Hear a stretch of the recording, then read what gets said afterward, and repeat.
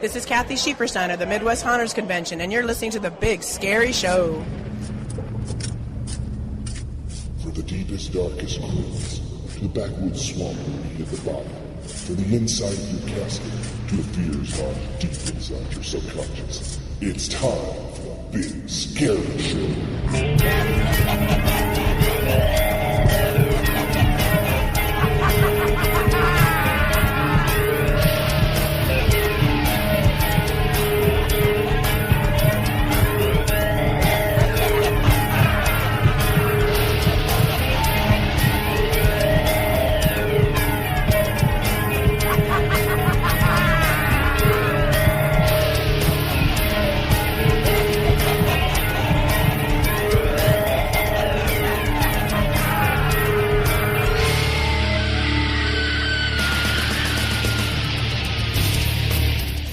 Lindblom from HauntForum.com, and you're listening to The Big Scary Show.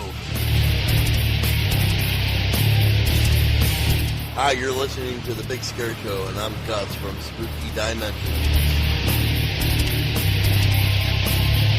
Hi, this is Debbie from Art to Zombies, and you're listening to The Big Scary Show.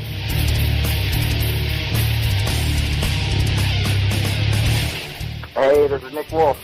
Hey, and this is Brian Wolf. And you are listening to The Big Scary Show. Woo! Woo-hoo!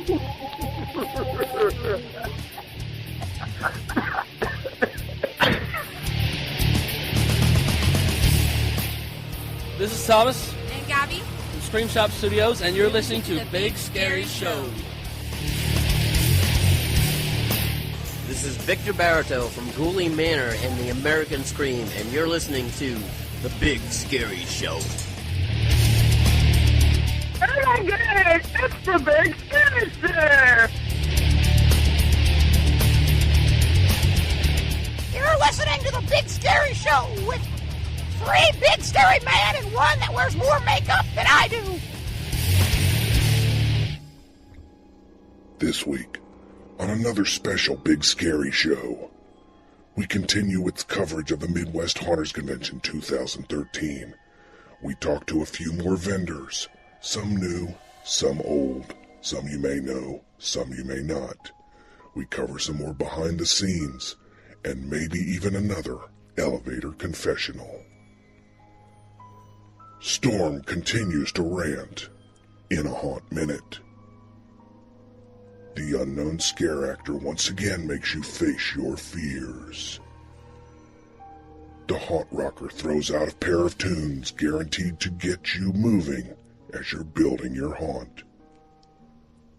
Badger reads you a whole lot of news. The Round Table of Terror brings you the Wolf Brothers, Nick and Brian, as they talk about everything from their beginnings to the present day. The stories are great. We hope you like it. All this, plus more, only on The Big Scary Show. All right. Yeah, take 2. All right, this is Storm, still on the show floor, and we are here at Spooky Hoot, and I'm talking to Darren. Darren, tell us about what you have here today. We have props for the average home hunter that decorates his yard, his house, his backyard, garage, whatever. And we have props from Frankenstein to ghosts, the zombie heads, the werewolf heads, bodies in a bag, and heads on stakes. And we try to do the stuff that's reasonably priced for the average home hunter, you know, that has a budget. And we build the stuff that can be stored away nice and neat in small little tight spaces. And I gotta say, that's definitely where the average does not come into play. The quality on the stuff he got here is really cool. I mean, professional quality, not just something that's thrown together you'd find in, like, you know, your pharmacy store for what they think Halloween is. A lot of neat stuff. And again, like Darren was saying with the storage, Darren, tell us real quick about some of these body kits you got. I mean, they fold up. Yes, they are selling fast. It's a body in a bag and tied up with a rope around the body. It stores up into probably about a 12-inch by 12-inch by 3-inch space. But it gets to a full-size body when you need it out for your home hunt. Definitely spooky hoot out there trying to save home haunter marriages, so you got room, not filling up the attic and the basement. And I gotta say, their logo, the owl, is incredible. Yeah. Darren, where'd that logo come from? That logo actually came from my 10-year-old son. He came up with the design, and we took it just a little further, but that was his original design. Fantastic. Now, where can our listeners check you out and see what you have to offer for themselves? Yes, you can find us at www.spookyhoot.com. That's www.spookyhoot.com. Excellent. Thank you very much, Darren, and continue to have a good weekend. Thank you. Do you remember your worst nightmares? What is it that fills you with dread? Do you hear things go bump in the night? Well, it's time. It's time to face your fears. Brought to you by Dark Spectre Custom Couture. Check out Nez's work at www.darkspectre.com. Couture for the creatures of the night.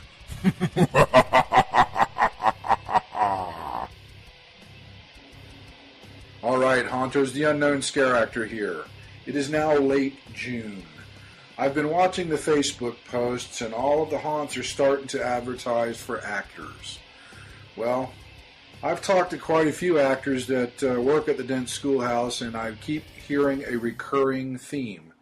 And that theme is, what am I going to do at auditions? I'm afraid to audition. Really? You're afraid to audition. You're a haunter, and you're afraid to audition. Well, let's get over it. A lot of you out there are nervous about auditions. It's considered glossophobia, which is a subset of a social phobia that deals with public speaking. We're haunters, people. Think about it. We can take any situation and scare the crap out of somebody.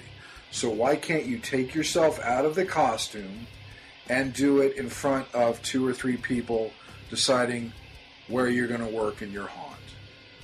It's all mind over matter. Get over it. Do what you do best. Put in your mind that you're in the makeup, that you're in a scene. They're going to give you, in most cases, they're going to give you a scene to act out. And it's just like if you're performing for a play or something. Put yourself in that situation. You do it nightly during haunt season when you're wearing the makeup. Do it without the makeup this time. Be as scary as you can be. That's what they're looking for. They're not looking for perfection. They're looking for scary. Always remember one thing, haunters. Everyone is afraid of something. Are you a fan of the alternative lifestyle? Do you like horror films and gaming reviews? How about Drop Dead Gorgeous Ladies? If you answered yes, then you need to check out Stiff Mag. Stiff Mag is a bi-monthly horror, alternative culture, and entertainment publication that features our horror film reviews, our tech from the crypt, and graveyard gaming features, killer reading, literary features, music reviews, columns, and of course our beautiful graveyard girls. For subscription information, visit stiffmag.com. That's stiffmag.com. Psychocharger. I eat the dead on the Big Scary Show.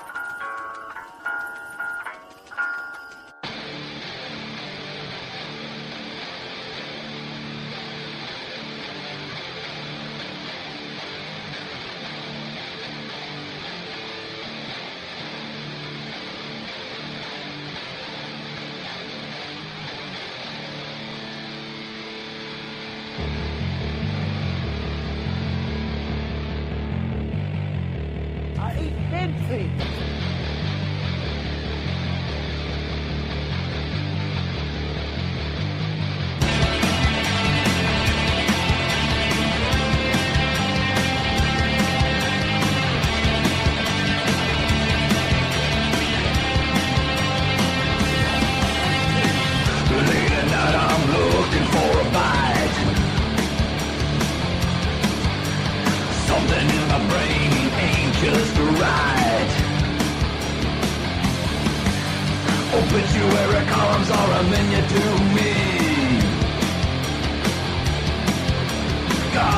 piece of meat, gotta get it for free. Meet me down at the cemetery and dig, dig, dig.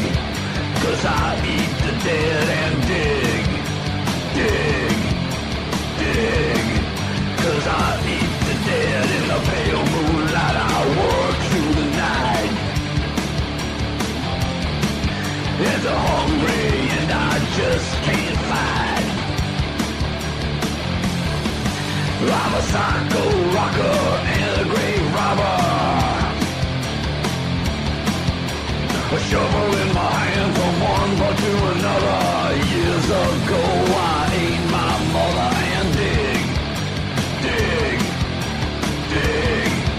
'Cause I eat the dead and dig, dig, dig. 'Cause I eat the dead.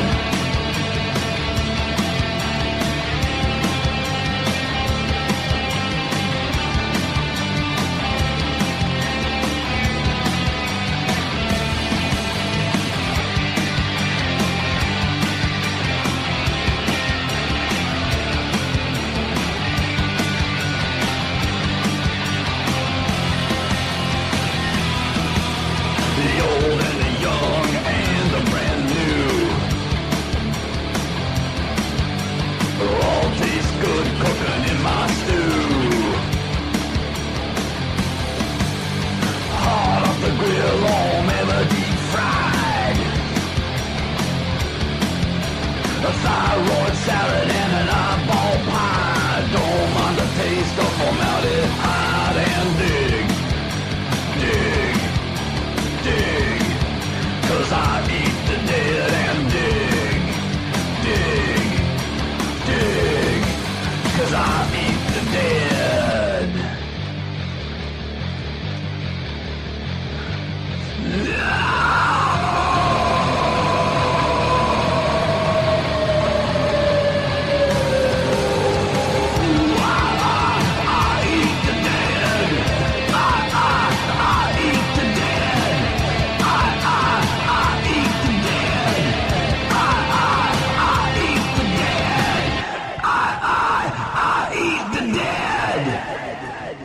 Hello, everybody. Drew Badger here live on the trade show floor, Midwest Harness Convention. It is Sunday, and the last 2 days have been nothing but an absolute blur, but we're having a good time, and we're talking to lots and lots of vendors, including some of our sponsors. Nez Wilburn, Dark Spectre, the sponsor of Face Your Fears. How you doing? I'm doing well. How are you, Badger? Oh, by the look of your voice, I'm saying you're doing very well. Oh, yeah. Last night's costume ball was quite the event. I definitely pretty much lost my voice. And you looked ravishing as ever. Thank you. So tell us about what's been going on here. I know you're doing the raffle, which is awesome, for the Lily Mustard dress that was listed on the news a show or two ago. Yep, we're doing really good on selling tickets for that, and we'll do the drawing this afternoon. And actually, I'll go ahead and call into the show, and we'll announce the winner on there as well. Hey, we'll definitely get hooked up with that. Oh, yeah. So how's the trade show been going for you in general? We have been very, very busy. It's been an awesome turnout, and everybody here, with the exception of one individual who shall remain nameless and isn't a haunt industry person anyway, everybody's been awesome. Everybody's been very friendly, spending their money rather freely, and we're all having a really good time. So looking forward to definitely coming out again. Excellent, excellent. Any more shows for the remainder of the year, or are you just basically so ordered up right now you're going to lock yourself in your basement and just sew and create? Right now is the beginning of the marathon run toward Halloween. So once I get home, it's going to be shackled in the workroom, doing nothing but sewing until October 28th when the last item ships. Have your husband bring the coffee IVs and all that. Exactly. So for people wanting to get that information and pester you with even more orders, how can they get a hold of you? You can get a hold of me at www.darkspectre.com. There's a contact form on the website you can fill out to get a hold of me. And you can also find me on Facebook, either under Nez Wilburn or Dark Spectre Custom Couture and Props. Excellent. Nez, always a pleasure to see your lovely face here at Midwest and every place else we cross paths. You can just ditch that husband. We'll chat later. Anyway, I know you love him. He is a rather handsome gent. But anyway, once again, darkspectre.com. Wishing you nothing but success and continued success on the Big Scary Show. We're glad that you're going to continue with us for some time to come. Absolutely. I love you guys. And we love you too here at the Midwest Harness Convention. My name is Drew Badger, and I am out.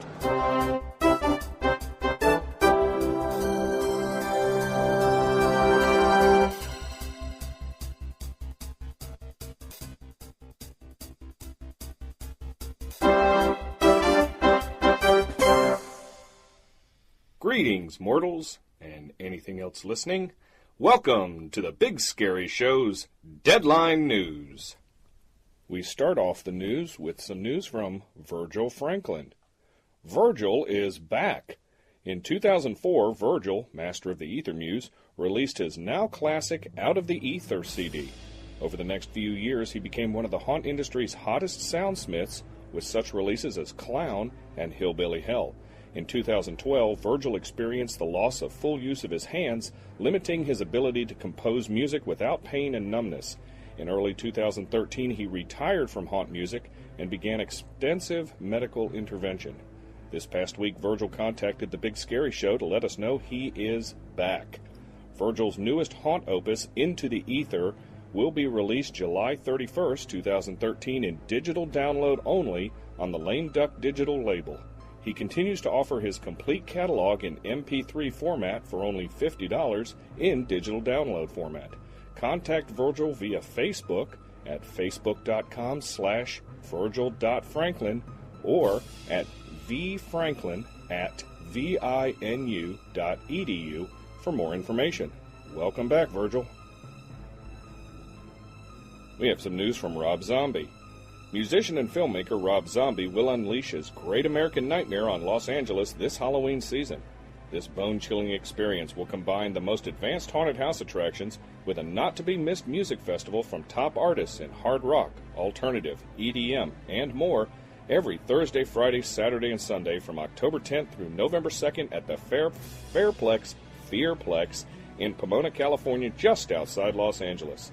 A creative collaboration between Masters of the Macabre, Rob Zombie, and preeminent haunted house producer Steve Kopelman, the fully immersive haunted house experience will feature 3 attractions based on Zombie's own horror films: Lords of Salem, Total Blackout, The Haunted World of El Super Beasto 3D, and Haunt of 1,000 Corpses. The shocking and sometimes disturbing fright attractions will offer a 3-dimensional experience with animatronics and effects, a maze that is the ultimate definition of claustrophobia and fear, sudden chills and startling thrills, and salacious humor that will make one scream with fright and laughter. For more information, visit www.greatamericannightmare.com. We have some news from the Trail of Darkness in Alabama. Want to become an Insane Darkness member? We are looking for hard, dependable workers for this upcoming October season. All work is volunteer, and make sure you're at least 15 years old or older before applying. If at all possible, send your resume to trailofdarkness13@yahoo.com or send it to us by mail to 214 McElroy Drive, Woodstock, Alabama 35188. We will review your information and get back with you. We are hiring volunteers who can work October 4th through November 2nd, 2013. Tryouts will be held at the end of August and early September. If you still want to help out and it's past tryout dates or in the middle of the season, it's okay. It's not too late. Just contact us ASAP. Thanks, and we hope you'll apply today. We have some news from Latta Plantation in Huntersville, North Carolina, via email, news@bigscaryshow.com. Hello. I'm David Norris, and I'm heading up the 2013 Haunted Trail at Latta Equestrian Center in Huntersville, North Carolina. It's a hayride that goes through the trails of the Latta Equestrian Center. Proceeds from the Haunted Trail benefit Kids Reign, which helps children with disabilities to receive therapy using horses. We are looking to have 30 or 40 volunteers. The event will be held weekends in October. Thanks for your time. To get more information, email David at independenceparanormal @yahoo.com or call 980-406-1852. We have a bit of news from the 5th annual Red, White, and Dead Zombie Walk in Seattle. The popularity of the undead return with the warmer weather to infect Seattle, Washington. The Georgetown Morgue, Pabst Blue Ribbon, and Seattle Center team up to bring you this year's Red, White, and Dead Zombie Walk on July 6th at 3 p.m. This year, the growing horde is moving from the Fremont location to the Seattle Center, 305 Harrison Street in Seattle. Celebrating popular movie culture's iconic zombie, this event is strictly a walk and no activities will be held on site. Due to this event just being a zombie walk, admission is now free and family friendly. For more information, visit seattlezombies.com. We have some news from the Dark Matter Charity Haunted House. Dark Matter Charity Haunted House, located in West Henrietta, New York, benefits the Ronald McDonald House of Rochester, Moose Charities, the Make-A-Wish Foundation, and the Henrietta Food Cupboard. They are looking for someone to do readings at their haunt this season. Don't know if they want psychic, tarot, or other, but inquire if you're in the area. They're also beginning the hiring process for actors for the 2013 season, so if you wish to work in a haunt that helps the local community, please contact them via their Facebook page or by visiting www.hauntedvoid.com. We have some news from Jimmy Psycho from the band Psycho Charger. Woo! The new Psycho Charger release, Spawn of the Psycho, is completed. Offset by side projects, film music, and monumental life events, this platter of power was worth the wait. Expect to come in at around 13 to 15 tracks in length, without a doubt the strongest, most diverse group of recordings to date. Spawn is almost schizophrenic. Release date to be announced, but stay tuned for more info and advanced single releases at psychocharger.com. We have some news from the Lexington Zombie Farm. The Lexington Zombie Farm in Lexington, Oklahoma is now hiring for the 2013 season. Anyone interested in becoming an employee for this year, please contact Melissa Luxa at 405-651-5268. More information can be found on their Facebook page or by visiting www.2013lexingtonzombiefarm.webs.com. We have a bit of news from Creep Fest. Creep Fest, a gathering of haunters and Halloween enthusiasts from all over, will once more surge to life in August. Often described as the Halloween convention with a family reunion vibe, Creep Fest will celebrate its 12th year by stepping into a larger venue location to accommodate all the awesome things that 2013 will bring. From Friday's movie night through Saturday's chock-a-block schedule of prop-making demos, games, roundtable haunt discussions, fellowship, food, and fun, on to Saturday night's Undead Masquerade Prom, The Waltzing Dead, and Sunday's Make and Take a Palooza, where you can indulge your crafty urges to make over 6 different things to accentuate your own haunt. You're sure to have a great time at Creep Fest. This year, Creep Fest will be happening August 9th through the 11th at 2305 South Commercial Street in Harrisonville, Missouri, just off I-49. You can find more information at creepfest.org. We have news from Busch Gardens Howl-O-Scream in Tampa, Florida. Tickets are now on sale for Howl-O-Scream 2013. Once every century, on precisely the 13th year, evil comes out to play. This fall, for 14 select nights, Howl-O-Scream 2013 returns to Busch Gardens, Tampa, with tormenting surprises around every corner and unexpected terrors. Opening weekend for Howl-O-Scream 2013 will be Friday and Saturday, September 27th and 28th. Busch Gardens' 335 acres will be overgrown with dark, sinister, adult-targeted fun and the chance to ride adrenaline-fueled coasters at night, including Florida's first triple launch coaster, Cheetah Hunt. Get your tickets early and save on a single terrifying night at Howl-O-Scream 2013. For a limited time, any single-day admission to Howl-O-Scream 2013 is only $47. Or, if you're scared to go alone, you and 3 friends can save on a pack of 4 tickets to Howl-O-Scream on Thursdays for only $30 a person. Busch Gardens Tampa Pass members can take advantage of their exclusive discount on any single-day admission to Howl-O-Scream for only $37. Howl-O-Scream is a separate ticketed night event. No costumes are allowed.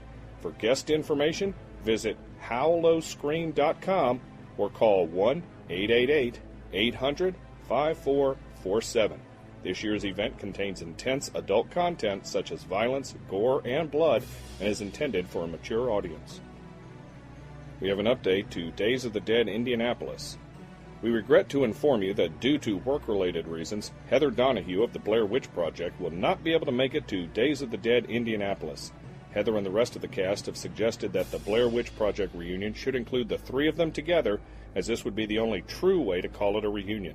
In accordance with this, all three members of the Blair Witch Project reunion have decided to move their appearance from Indianapolis to Days of the Dead Chicago, November 15th through the 17th instead.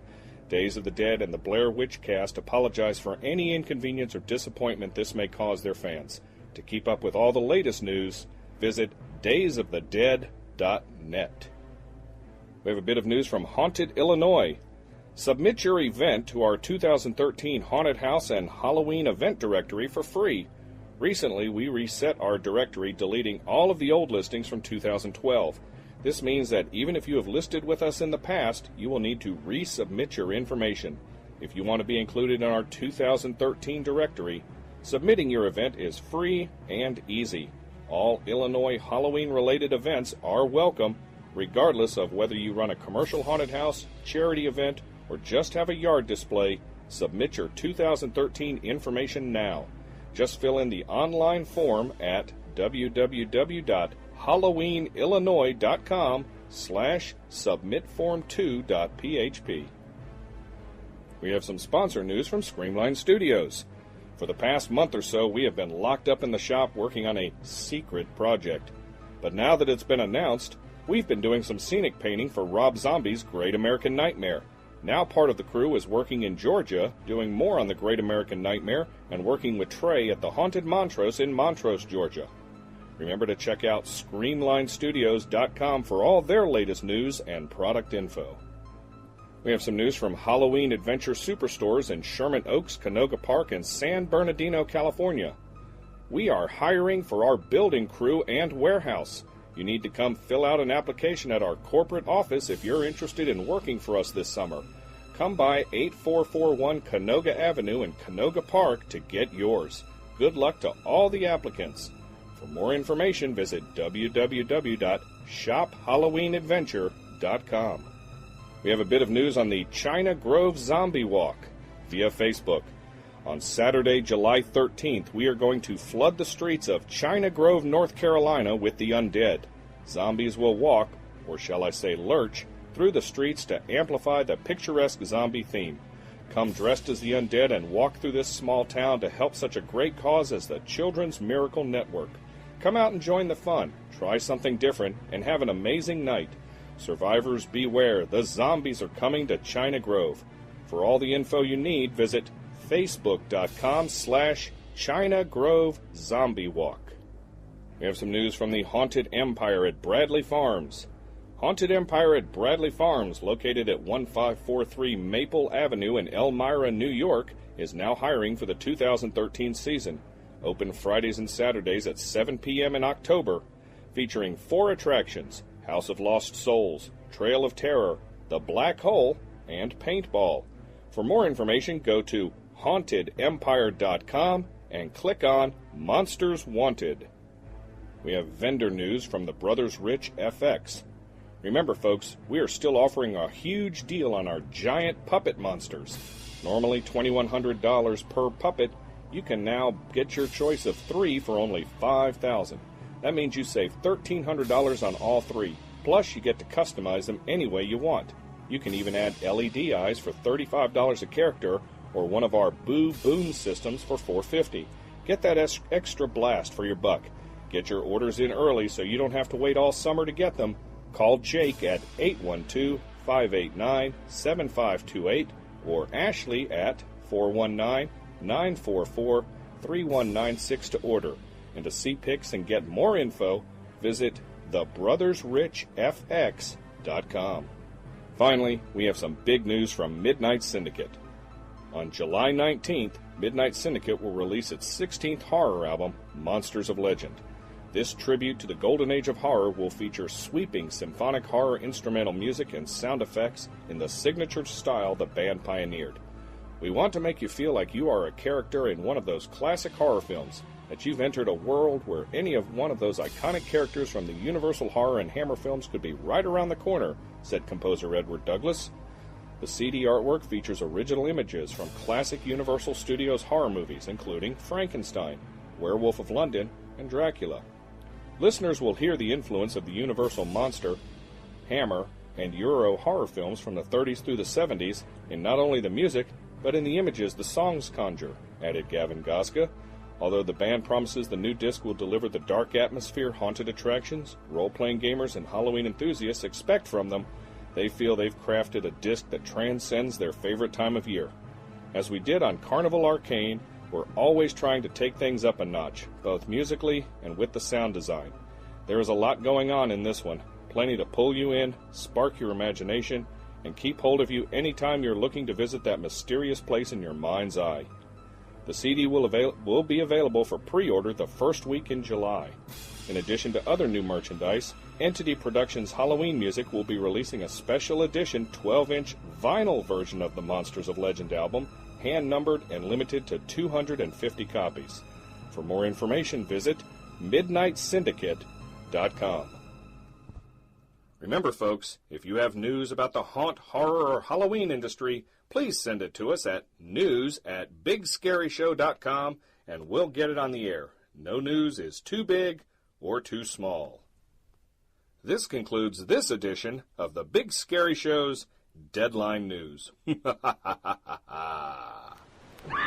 Stiff Magazine presents the return of MonsterCon, coming to the Greenville Hilton in Greenville, South Carolina, July 26th through 28th, 2013.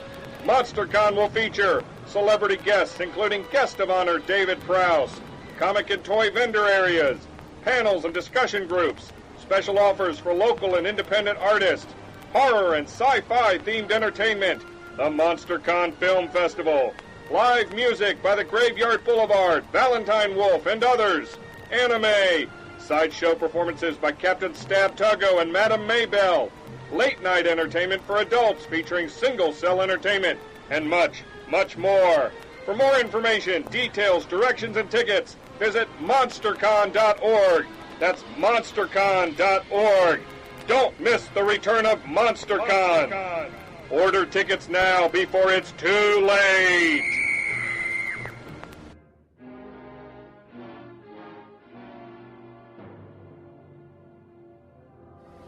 Hey, this is the Hunt Rocker, and I'm here with Greg Duffy from Creature Revenge Monster Studio out of Fort Mill, South Carolina. How you doing, man? Pretty good, pretty good. Cool. Now, this is your first MHC? This is our first MAC. Okay, and how have everybody... Take two. How has everybody been treating you so far? Oh, awesome. Everybody here is great. Having a really, really good time, meeting cool people. Good show. Okay, now tell us about some of the products you're carrying. We have a few different things. We have our exploding fuse boxes. They're kind of these beat-up, old-looking, faulty fuse boxes, and they spring open and sparks come out, and they'll just scare the hell out of you. And then we have... My God. Just like that. Then we have our Thing animatronic. He's kind of a homeless-looking guy, but then when he's triggered, he splits in half, and he reveals that he has an alien parasite inside him that spits at you and attacks you and all the good stuff. We have our Fly animatronic. It's an all-electric prop. It's based on the classic Fly with Vincent Price, and your head moves around and shakes a little bit. We got our zombie fountain and our mask collection. Very cool. Now, if anybody's interested in checking out your stuff, where can they contact you? They can find us online at creaturerevenge.com, and we have an online web store that they can get at shop.creaturerevenge.com, and we have everything available on there, and they can get in contact with us for all sorts of stuff. Okay, and are you also on Facebook as well? We are on Facebook. It'd be facebook.com/creaturerevenge. Cool, well, thank you so much for talking to the Big Scare Show. This is the Hunt Rocker, and I am out. Broadcasting to you from the darkest reaches of the earth. This is the Haunt Minute. And now, with this week's commentary, Storm. Alright, So, welcome to an airport edition of the Haunt Minute, because while I can, waiting for a plane.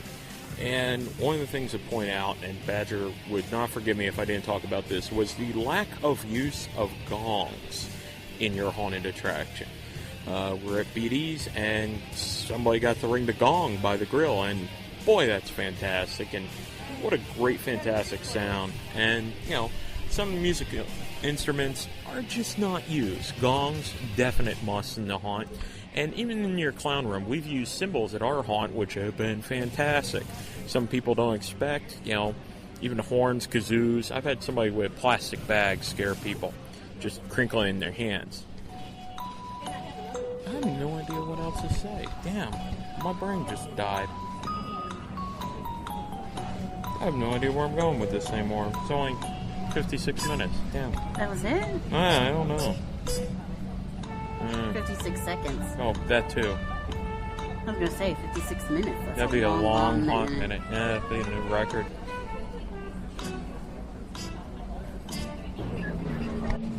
Alright, so back on track. You know, thinking about it, gongs lead into a lot more that isn't done in the haunt industry, and that's your whole Asian and Oriental flair to a haunt. Not enough of those. Dancing dragons around vortexes. It's a cool thing. We've done that. But nothing else with it. Why aren't there ninja zombies around? Why does your haunt not have gongs and ninja zombies? That should be a question you should ask yourself every morning when you wake up. Forgetting work or brushing your teeth, ask yourself, why do I not have gongs and ninja zombies? Something you have to have. So now, until next time, keep every minute scary. Tune in next episode for another Haunt Minute. And in the meantime, share your opinions on the Big Scary Show Facebook page and on Twitter at Big Scary Storm. Hey, this is Josh Gates from Sci-Fi's Destination Truth, encouraging you to check out hauntminute.com.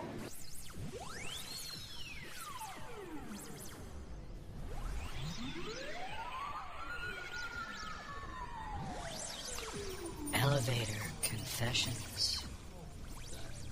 Let's not overfill this elevator. Last time there was one that got stuck. It fell about half. Ma'am, you can come. Ma'am. Hey. Ma'am. Just back up and shut up. Please, for the love of God, you're killing me. You hurt her feelings. Oh, look, your head's like Spider-Man. And there says the man who went walking to the freaking street festival. Of course, because I'm loud and proud.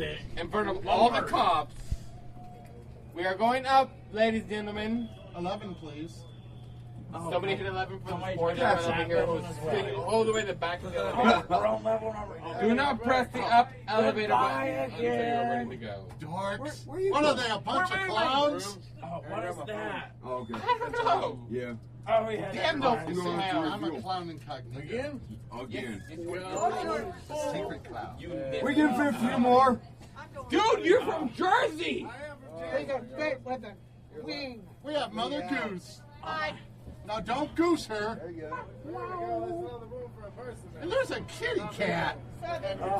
7, please. So sorry that I'm super intoxicated. And I'm sorry. We've all been here once one of those at things, MHC. I'm claustrophobic. There's not a table. What is that? It's a digital recorder. Okay. You're not doing a paranormal investigation, are you? Huh? You're not doing a paranormal Six. investigation. No. Is it happening on the tour, the day tour Smells on like Friday? weed. No, I didn't go on. You should have gone. Really not me. Ohio State Reformatory. It Your is Ohio State incredible. Reformatory was absolutely That was amazing. me. I will tell you from experience. I've been there, You done guys that proudly admit that all the on women Friday. run away, look shy. I was scared shitless on the 6th floor, on the 6th floor of the prison cell. But it was pretty bad. It's a flatulence queen. 7. We're making it up to the 7th floor already. Who you gonna call? Now those are great costumes. Hey, the rest of that man, he's in decent exposure. Excuse me, let's open this door again. Why? No reason at all. Number 8. Is this the 8th floor? Let's go. Hello, ma'am. How are you? Going up? Yep, sure to go down.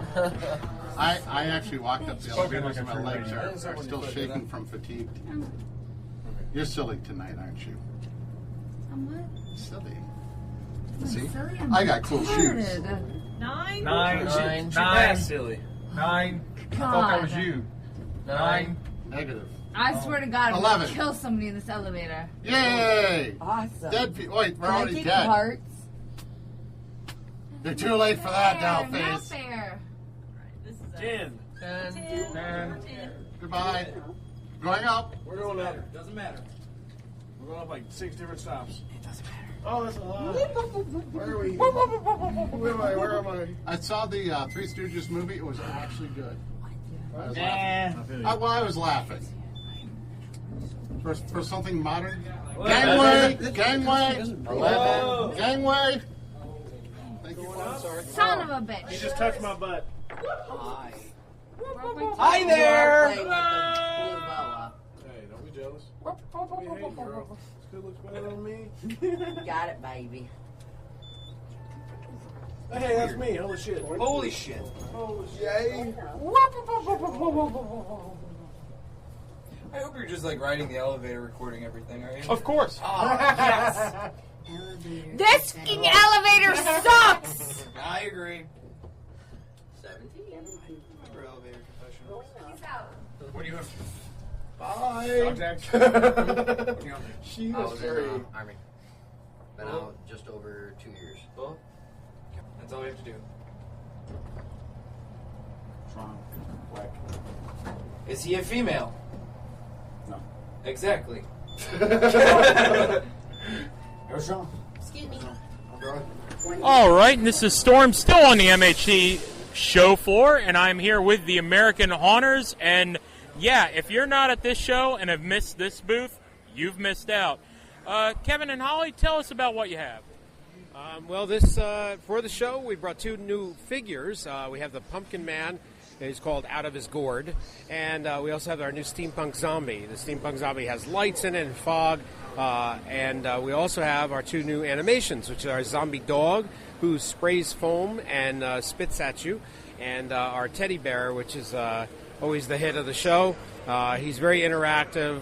He's great for cue lines, and he says some funny stuff, and he's just all around a great big teddy bear with 5 movements, and he looks really great. He's becoming very popular with businesses such as costume shops. People are utilizing him for online entertainment, explain the rules before they enter the haunt, things of that type, because that's what we do. We try to give a way to more personalize your haunt or whatever attraction that you have.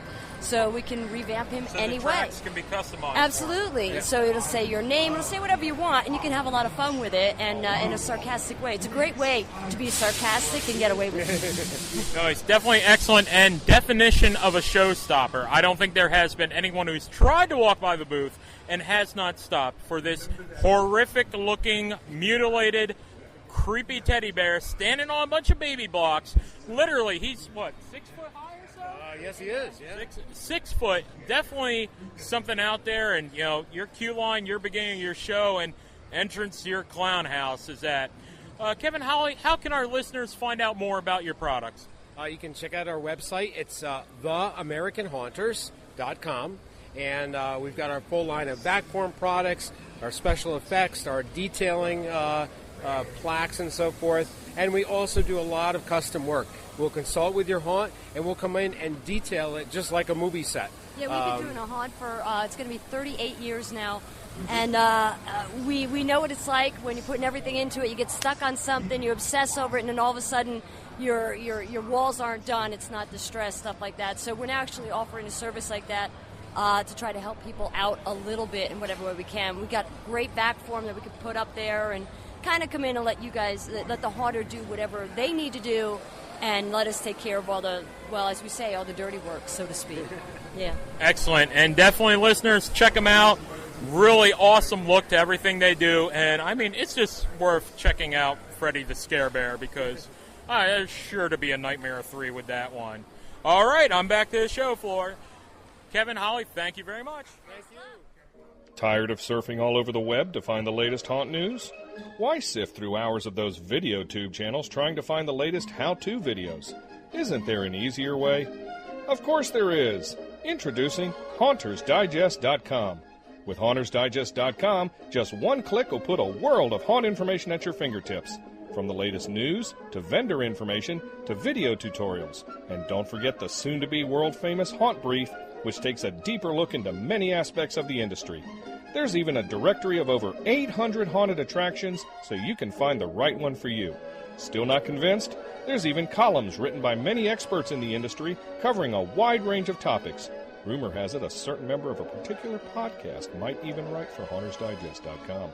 As an extra bonus, you can follow them on Twitter and Facebook. For more information, visit www.HauntersDigest.com today.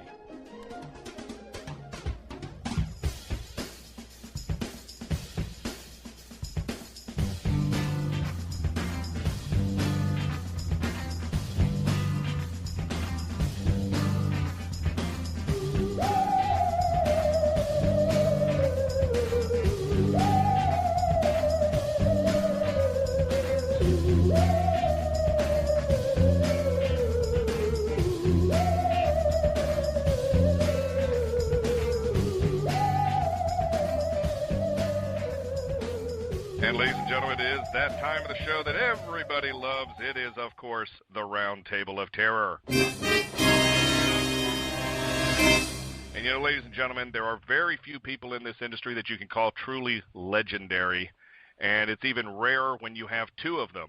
And, ooh, you know, they could be brothers or even more rare, twin brothers. Why, by this point, you probably know who we're talking about. We have Nick and Brian, the Wolf Brothers, with us on the phone, talking makeup, talking history of the Wolf Brothers, talking everything about them. Most of you know we had Brian on a couple of shows ago talking about his battle with cancer and other things, and we just wanted to kind of do a little follow-up with his brother there since Nick was unable to be at the show where we interviewed Brian. So we thought we'd get them together, do a little round table, and just talk everything body painting, makeup, and everything Wolf. But, of course, joining us are the four hosts, starting with Storm. Greetings from New England. Down in the Midwest, we have the unknown scare actor, who is smiling very big. And way out in the high deserts of the West, Mr. Jerry Vane, the Haunt Rocker. God bless AC. My name is Drew Badger. I'm in the hot and humid South, and we've got Nick and Brian. Nick and Brian, are you there down in Orlando, Florida? Indeed. It's a decent day today. A little warm, but the sun's down, and I think we're going to grill out for dinner tonight. Nice. I guess the first obvious question would be, Brian, how you feeling? Oh, I'm feeling great. I'm having a great Father's Day today, and my chemo cycles are 2 weeks on, 1 week off, and I'm off this week, so I'm feeling good. Very nice, very nice. I'll throw out the first question as is what I normally do here, and I don't think in all the times we've ever talked to you guys, we've never asked how you guys got started in the business. What made you decide to become body painters and makeup artists? Oh, I'm going to have to take credit for that one. But we were both working normal jobs in St. Petersburg until we were like 29 or something like that. And Brian had a girlfriend have a birthday party at Universal Studios, Halloween Horror Nights. And that was the first time we ever went to there. And, we saw the parade with the Blix and Darkness and all these great characters. And I was like, holy cow, this is as close to Hollywood as we can get and we could still drive home for the holidays. So I literally, after we got home from that, I did some thinking, and, practically that night, I was like, I'm moving to Orlando. I'm going to go to Orlando. I'm going to be a makeup artist. And I'm broke right now doing stupid jobs that I hate. I might as well do a stupid job that I love, and then I won't care if I'm broke. And, Brian, I'm leaving with you or without you. And he's like, I'm coming. So we just literally packed up a semi-tractor or the rent a truck, loaded up all our stuff in here, drove up to Orlando from St. Pete. It was only a 2-hour drive, but got jobs at Universal Studios, and that's how we met the face painters. Is working Halloween Horror Nights, and then we met the face painters, and they were like, we do Halloween 365 days a year, this job. So Brian signed up for that. And then 6 months later, I followed him because he was coming home. He had all these face paints on, all these great stories. He wasn't making nearly the same amount of money I was, but then my job turned into a night job, so I had to quit basically because I couldn't take it working nights. I worked like one night and a half, and I was like, nope, can't do this. So I got the face painting job too. And it turns out we're like the only guys on the planet that were doing it. So this niche is still wide open to us. This teaching girls how to paint monsters. I guess not too many other people have jumped on since we started. So I think we're kind of winning by default. Do you guys have any? Who are your major influences in the painting and the makeup business? Is there any names out there that just really grasped your attention and made you really want to do this, or was it just Halloween Horror Nights? No, I would say our big influences were like like people that do movies and book covers and like fine artists, like Brahm and Yasushi Nirasawa and Stan Winston and stuff like that. Not so much any other. We just, I guess, with our body painting, face painting, and makeup and stuff, we were just trying to do what we thought looked cool and try to do it in 5 minutes or less. And I never really knew what was going on with the face and body art scene, before we were part of it, and we're just, influenced by, the same guys that influence all you, all the horror movies and Creature Feature on Saturday afternoon and Spawn comic books and, just, all kinds of stuff, but not so much. I don't know, not too many like makeup heroes or anything like that.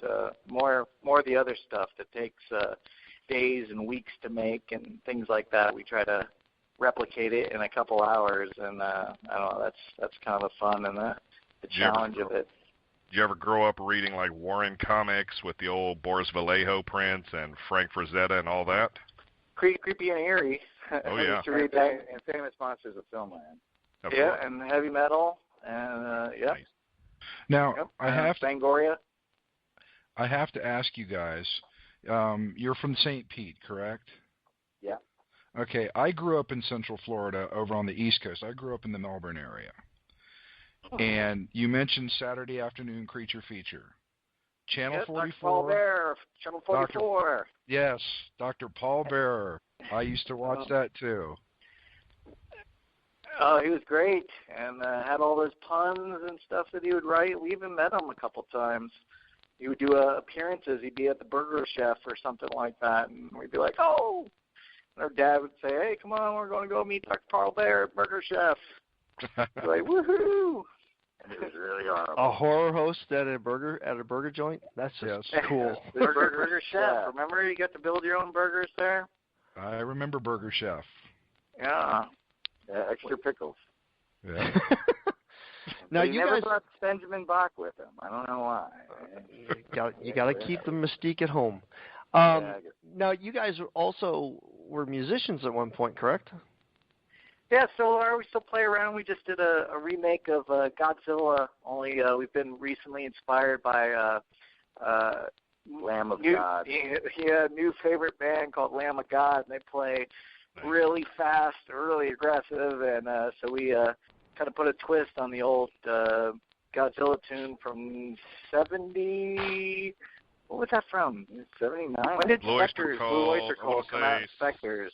75, 74? Yes. That far back? Late 70s for sure. Was it that? No, I think it was early, man. Nosferatu and all that stuff came out. Man. Well, okay, mid 70s. How about that? Yeah, it was old, but yeah, we just recorded that, and for about 5 years we used to tour around Florida and play with a bunch of different bands and stuff. The band's name was Disfigurehead, and you can still see, still put some videos on YouTube. Well, Florida was Fighead. No. Florida had a Figurehead.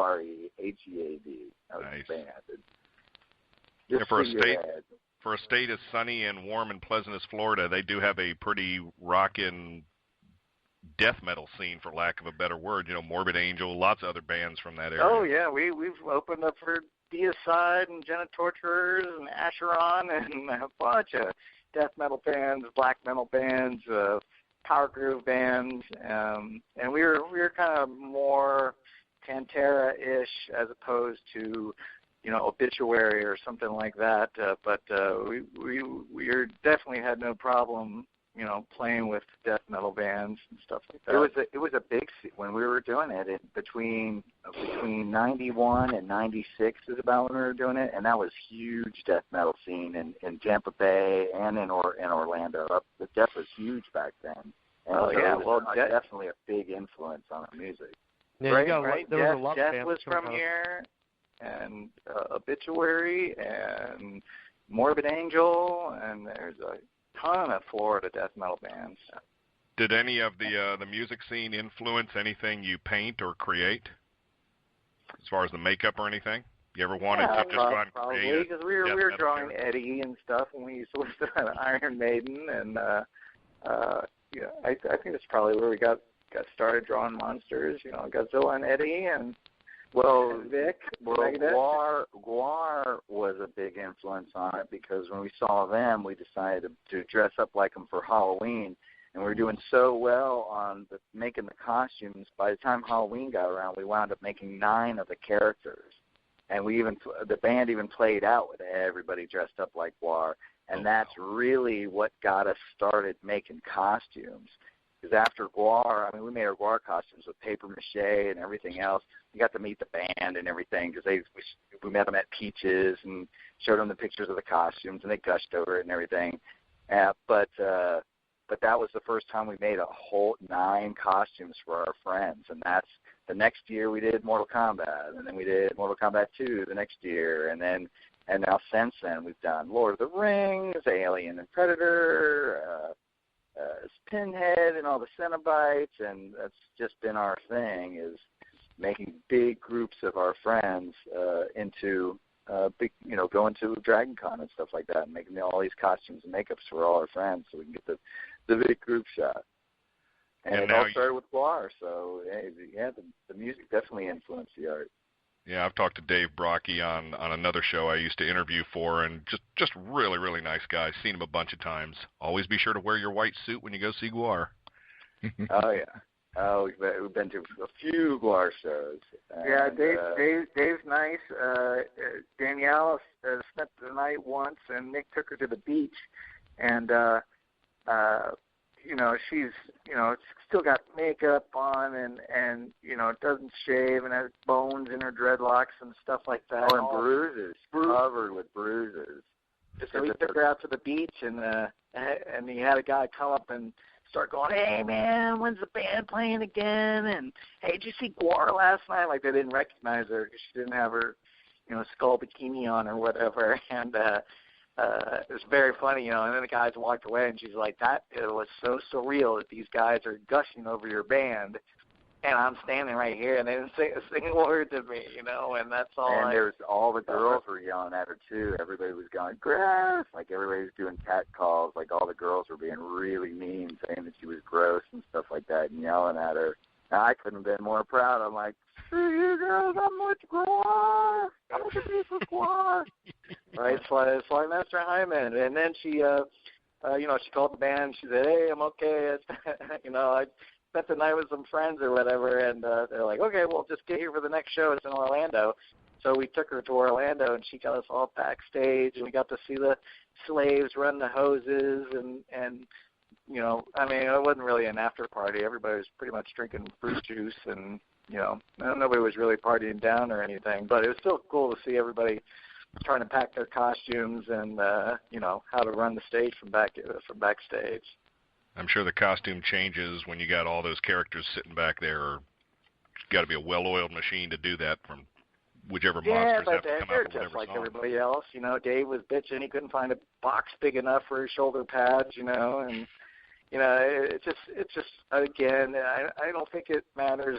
How big the corporation is or how long someone's been around doing something.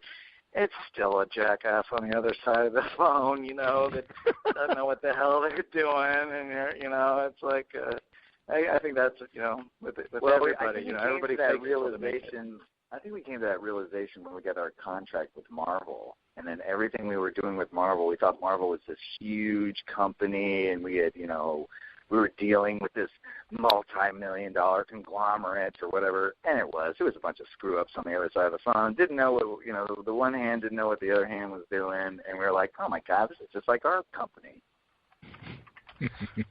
So does any for every company, every company, exactly. So does any of your music exist, and if so, can we get copies for the show? It does. It does. We put out a 5-song demo tape, and we did a 7-song CD, and then we started making music videos out of them when we came to Orlando, because some friends of ours wanted to make a movie with us, and we did that with them. It's called Zombies, and it's on Netflix. And we did some makeup for them and did some acting, and but before we did that, we said, well, let's see if we can get along, and we got some music, and maybe we can just make some music videos, and that way we don't have to do sound or a plot. We'll just do the money shots.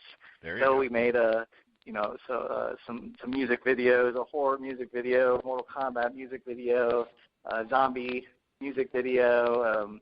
And put those out on YouTube, and I guess the songs. I guess we still have 2 CDs left. Badger, if you want 2 CDs, man, I'll hook you up. Talk to Jerry. Jerry's our music guy here. We'll get in I know the Jerry press. You want 2 CDs, right? Me? No, never. I know nothing you're talking about. So we've known that for years. That's Jerry's little secret, actually. No. So all things aside, you guys, playing death metal and hanging around with Guar and getting into the body painting and everything. How did you guys get to the point where you're now going international all over the world? For what seems like months at a time, participating in body painting and makeup competitions. Well, I think we started off, fake it till you make it. Someone came up while we were painting faces at Universal and asked Nick, hey, do you do body painting too? And Nick was like, of course we do. And we kind of went into our first, few gigs pretty shy and not really knowing, not being very confident. But it was just as easy as face painting turned out. Just took a little longer and a little bit more to paint. And once you do a few and start showing them around, well, then people started asking us to do it for them and paid us. And I want to know, but what was further than that? I think it's been the whole attitude with the industry. Me and Brian has made it our priority to make everybody we deal with, everybody we work with, our job is to help them with their business.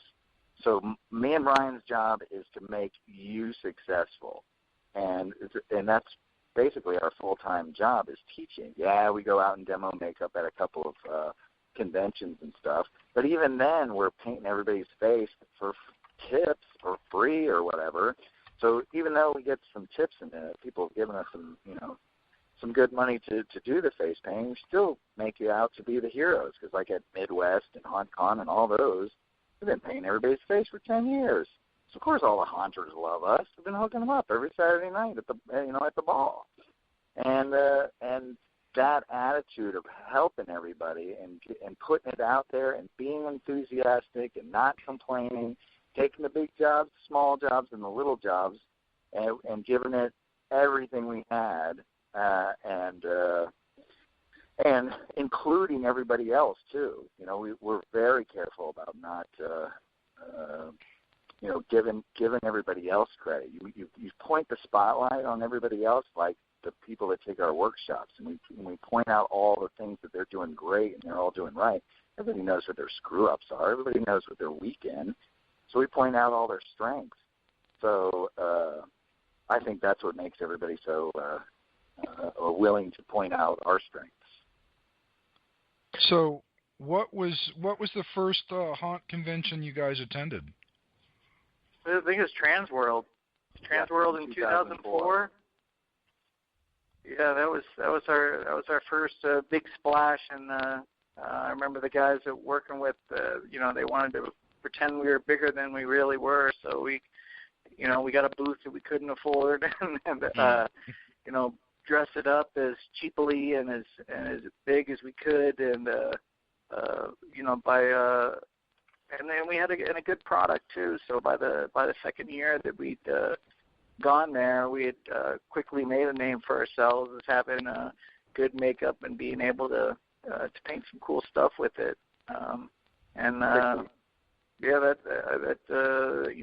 It kind of took off from there. Now, I know Midwest just had their 10th anniversary, and I believe one of the things that they had mentioned, especially during the body painting competitions, what I believe the two of you were the very first winners of the very first body painting competition they did, which I don't believe was their first year, but the first year they had it. Is that true? Yeah. No, it wasn't a body painting contest. No, it was Monster Makeup Wars. Monster Makeup Wars, that's it. I don't know how many years Yeah, and that was in 2004, I think. 2004, yeah. And or 5. Maybe it was 5. 2005, maybe. Yeah, it was way about 10 years ago or so. And I remember, wasn't it Jeff Beck's team that got second? They're like right behind us. No, they won first the next year. Yeah, I know, but they were second. They lost by 1 point, something like that. I think we got 1 point because we used everything in the basket. So we got one. So we just barely eked out first over the second place team, and I believe that was Jeff Beck's team. But we judged the next year, and I think he won it. He won it the next year, and probably a few years after that too. He's pretty good. Well, this is just a reminder to let you know you are listening to the Roundtable of Terror here on the Big Scary Show. We're going to take a really quick break and get right back to our conversation with the Wolf Brothers, so don't you go changing. It's time to build your undead horde with the best-rated zombie props 2 years in a row.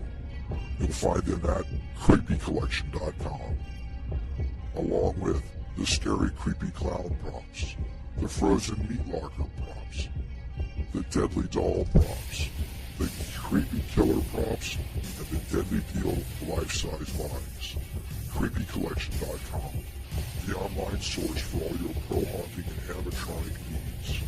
You'll find Creepy Collection props in many venues, from yard haunts to major screen parks, to movie production and even crime scene investigation.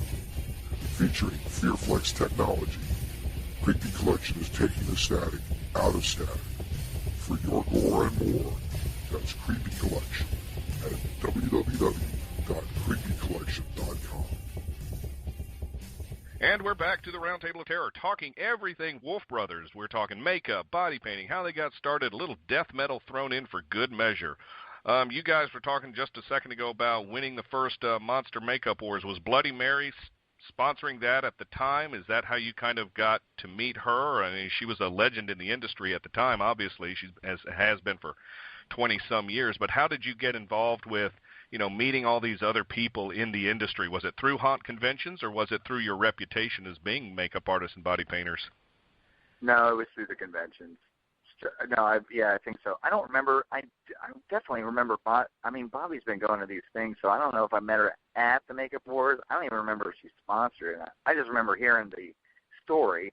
Everybody gets a bag with all the same stuff in it, with pipe cleaners and rubber gloves and a bald cap and some grease makeup and just not your standard kit, but everybody had the same thing and had to make the scariest monster. And wasn't there, you guys want to be judged or something? I was like, no, I want to do it. That sounds awesome. Wasn't there popcorn or granola or rice or something in there? There was something. It was a bunch of crap, but and also none of the models were scary looking at all. I mean, we were looking at, even our model had big blue eyes and bushy eyebrows, and he was 80 pounds soaking wet. None of the models were scary. Sounds like Tater. So, what's that? Sounds like Tater now. Well, he can be kind of scary. He might be 90 pounds soaking wet. I don't know. Yeah. He's got a girlfriend now, so. He's put on that girlfriend poundage. Oh, the girlfriend looks good on him. I'm sure he thinks so too. So. But She's lovely. Well, I think what we had to end up doing was pulling the bald cap over this kid's eyes. Like, you know, we didn't get any contact lenses or anything, so we had these big puppy dog eyes. We're like, how do we get rid of these cute eyes? You know, he's going to be this cute monster no matter what we do. So we took the bald cap and pulled it forward and just covered his eyes entirely. So our monster was blind, and I guess that's you kind of have that Silent Hill, Hellraiser look to it. Nice. Kind of like Chatterer. A little bit, yeah. But I guess Only way worse, way crappier. But I guess it was enough. But you know, we don't really do contests too much after that. We do the World Body Painting Festival. You know, for that world title. You know, that's a cool trophy to get. But you know, as far as other contests go, I'd rather, you know, not have to stress and rush around and freak out and stuff. I'd rather, I don't know, walk around backstage and see what everybody else is doing. And you guys have been all over the place, like Italy and I want to say Germany and Switzerland and all that. Italy is molto bene. Yeah, that. Yeah, it's Switzerland and yeah, hey, it's awesome. We're getting ready to write an article for Illusion magazine. They said, oh, you got to tell your story. But instead of telling the story of, oh, we went here and we did this and we did that and then this happened and then we did that, it's like kind of everybody kind of knows that story, or they can ask somebody or they can look it up on the internet. The story we really want to tell is what everybody has done for us. Like, no, you know, all these different countries we've been to, somebody put the whole thing together, picked us up at the airport, gave us a place to sleep, gave us a phone to use, gave us a net sav or whatever for the car so we can find our way around, and just took care of us. And that is, you know, that's something Brian and I reflect on almost daily. Like, holy cow, what a life this has been. We've seen like 20 times more things than most people I know, or 20 times more countries, that's for sure. Mhm. I can't imagine seeing that passbook or that passport, all the back when they used to stamp I'm on my second one. The first one I had to get new pages sewn in, and then when that expired, I'm on my second one. With all I was doing good on mine too, damn it. With all these places you guys have been to, is there a favorite venue or favorite event you've ever worked at? Well, favorite place to be home, obviously. But we really loved Japan. Really loved New Zealand. Was really great. And I think the place we've been the most is the Netherlands. We always have a great time when we go to Holland too. Yep. But venues are like the World Body Paint Festival. That's huge. That's like, yeah, there's thousands of people in the audience. So when you go up and show your face paint or your body paint in Austria for the World Award, it's like a rock concert. You know, we played on that stage for way more people than we ever played in front of when we had the band going. It's just a sea of people, and as far back as you can see. And you get like 2 minutes to strut your stuff. So, imagine, Jerry, if you only got to play one song, you would pour your whole heart into it. You would, your windmills would be so intense because you knew you only had to do one song. You didn't have to save it. Damn it. Right? You don't have to break down your equipment. Don't have to pack up your amps or anything like that. Just go for it. And well, there's another metal guy. Me and Brian are the metalheads, but there's one other guy named Torsten. I think he's German. And every year he comes out, rips his shirt off, breathes fire, plays air guitars with this wooden guitar, and then smashes it on stage, and just tries to go more metal every year. And he doesn't speak that good English, but we do the metal lock, and that was sick. Oh, you see what I do this year? I use the fire, and we're like, yeah, that was awesome, dude. And he does his show to Accept or Rammstein or something like that. What else is a good one? Playboy Mansion is awesome. That's the one that everybody says, doesn't matter what books we published or what. I mean, anytime he's like, "You went to the Playboy Mansion?" And it is awesome. I know we don't have like that much time to talk about it. I can go on and on. No. We can talk as long as you want about the Playboy Mansion. Well, you don't get to meet Hef. That's the first question. Did you meet Hef? I'm like, man, there's a line of naked girls that ain't going to get to meet Hef. There's no way some painter is going to go and get it. I figured the first question would be, do you need an assistant? Yeah. That's the first question. You're right. You need somebody to hold your brushes. No, my friend Pasher took me there for the first time, and he took you there too, didn't he, Brian? Yeah, it was great, and I think the last time you went though, I got mad pop credit. I went to Nick went to go paint some people's faces at the mansion on Halloween, and I chose to stay home and go trick or treating with my kid because you don't get very many years trick or treating with your kid. Pretty soon they get too old and they want to go with their friends and stuff like that. So I stayed home, and Star Wars was in concert. They had the orchestra, and Anthony Daniels was touring. So I'm like, I'll go see Star Wars, and I'll go trick or treating, and you go do the Playboy Mansion. We'll hit all these places, and we'll be two places at once. Well, I was at the concert watching the thing. I got the goosebumps, and the whole orchestra's playing Star Wars, and the whole audience is tearing up and stuff. And a bunch of Nick's friends behind me. They're like, "Hey, man, where's Nick?" I'm like, he's at the Playboy Mansion. And they're like, "Well, why aren't you there?" I was like, because it's not every day you can go trick or treating with your kid. Ooh, burn. And they're like, "Oh." Yeah, they told me all about it when I got back. They're like, he says to us every day you can go trick or treating with a kid. That means just every day you can go to the Playboy Mansion. Well, it wasn't quite just like that, apparently. Hey, but it is pretty raw. It is pretty raw. I hooked up with my first date with my old girlfriend was Halloween night at the Playboy Mansion. Nice. It was awesome. I was a vampire. She was Britney Spears. It was definitely one of the most memorable nights of my life. Oops, she did it. Did you make it to a second date after that? Would be the question. What? Did you make it to a second date after that? I guess would be the question. Oh yeah. No, I made it to like a year and 10 months after that. Oh, he took her to Austria and Australia and England and Russia and all kinds of places. Took her on a whirlwind face and body art tour, and then she dumped him.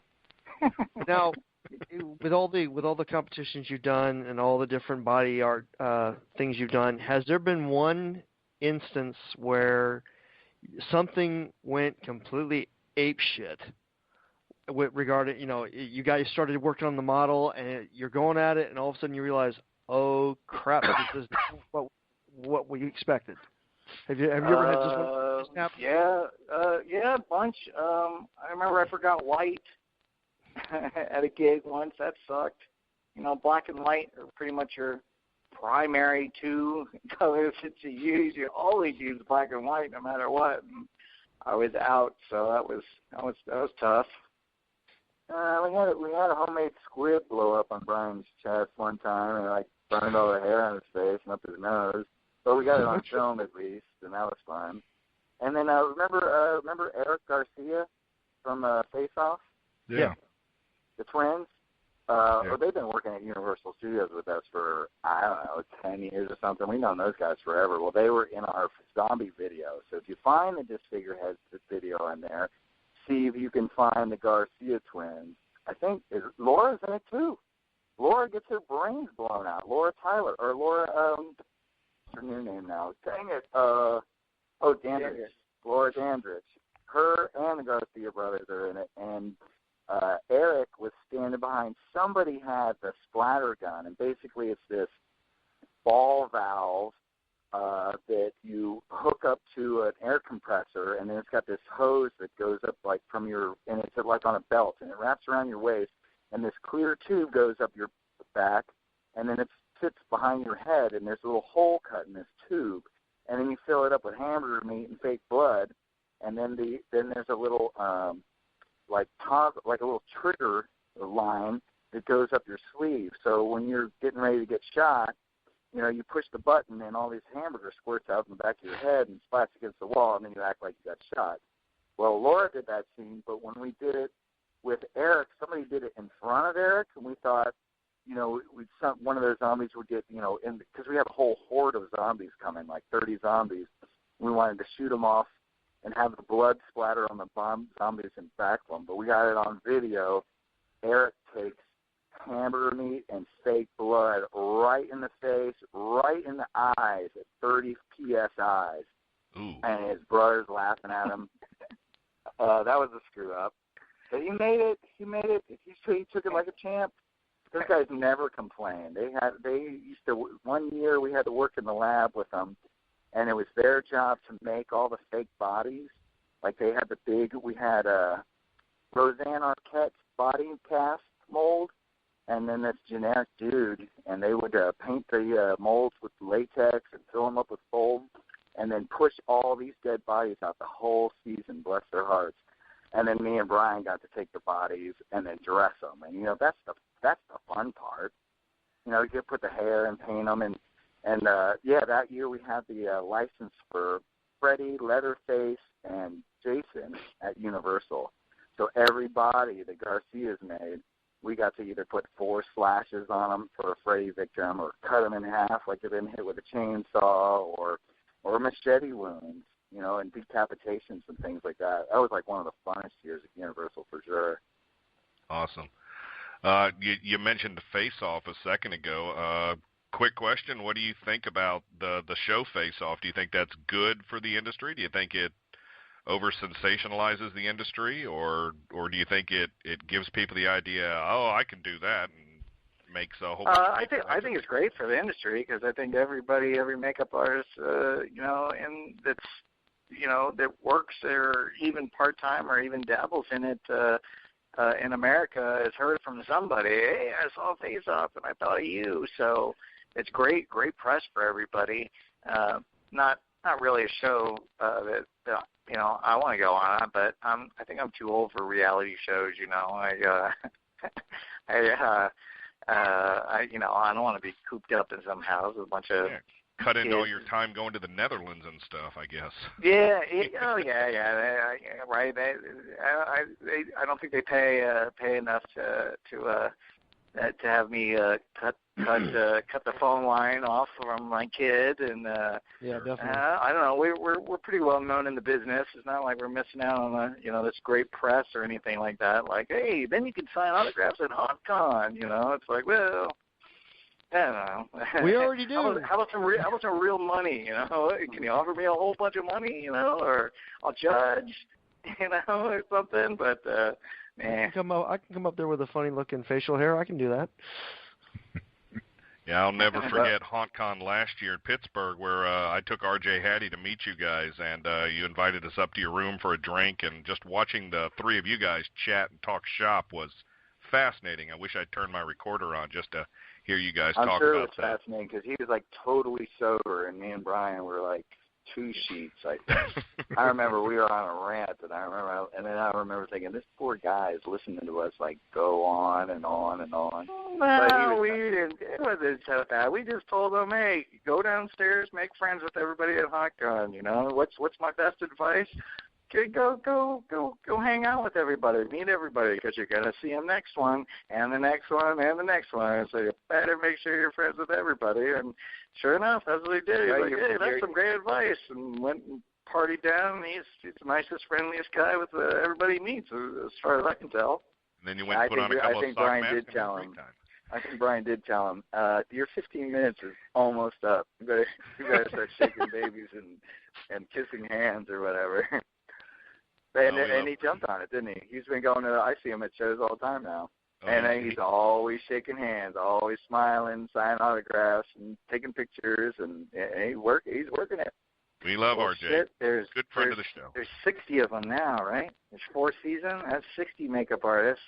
And season 5's coming up here. That'll be 75 famous makeup artists on the show. You know, it's like, hey, that's not too many. I can remember, it's like every one of their names.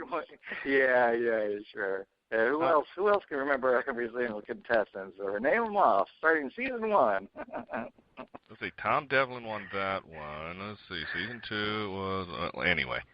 Have you ever been approached by any of the people on the show to maybe come judge or anything like that, or have they ever come and asked for advice or an idea or anything like that?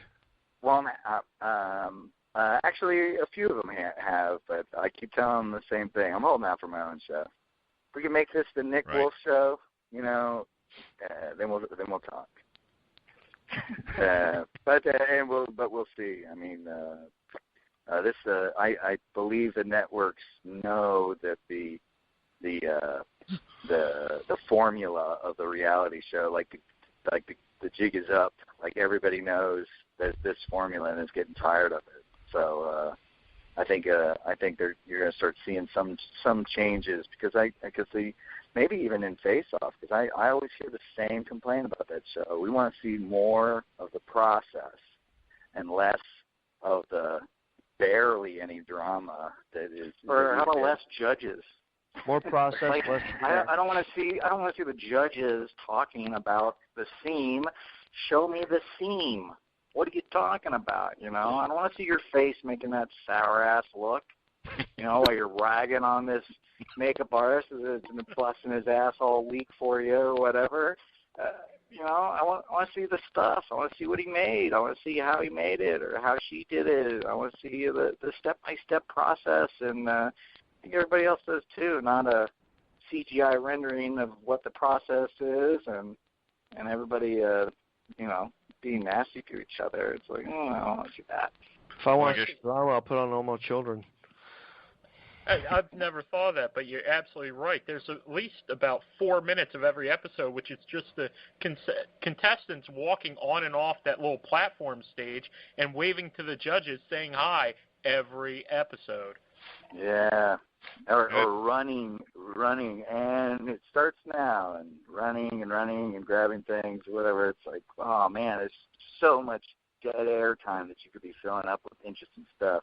Sure. So I wouldn't be surprised if you didn't see some more changes to the show if it runs again. And I just wonder if there's just so lack of drama because people in this industry are generally nice people. I mean, they have to manufacture some of it, I guess, but...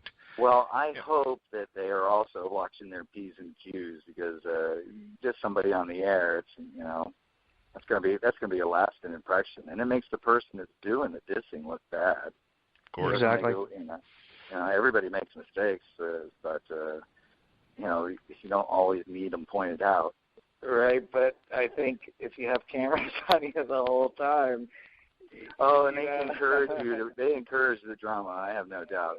They encourage. Add a little alcohol, and I think that's. I think they know that's the. Well, see, I don't think they were doing that with Face Off. I think that would also be a much more interesting show if they added alcohol to the whole mix, and then see who can do something awesome with a hangover. Then I'll. Now there's an idea. Somebody call Glenn Hetrick. Do it. I'll judge that. I'm like, how much did you drink last night? Mm-hmm. Did you have that last shot of Jaeger? Oh, no, you skipped that, huh? Well, it shows in your work. It looks good. Who had that last shot of Jaeger? You. All right, let's see what you got going on. Nick got it. Nick got the last shot. Right, I see your prosthetic pre-paint is the same color red as your eyes. Tremendous. Now, you guys, have also branched out into the makeup kits and everything. What made you decide to start branching out into that product line and stuff like that? Oh, they called us. The Wolf Effects company. They called us and they wanted a figurehead and a name and a brand. They had just about ran their business into the ground and they were looking for a fresh start. And Brian and I had nothing to lose, so we said, we'll help you.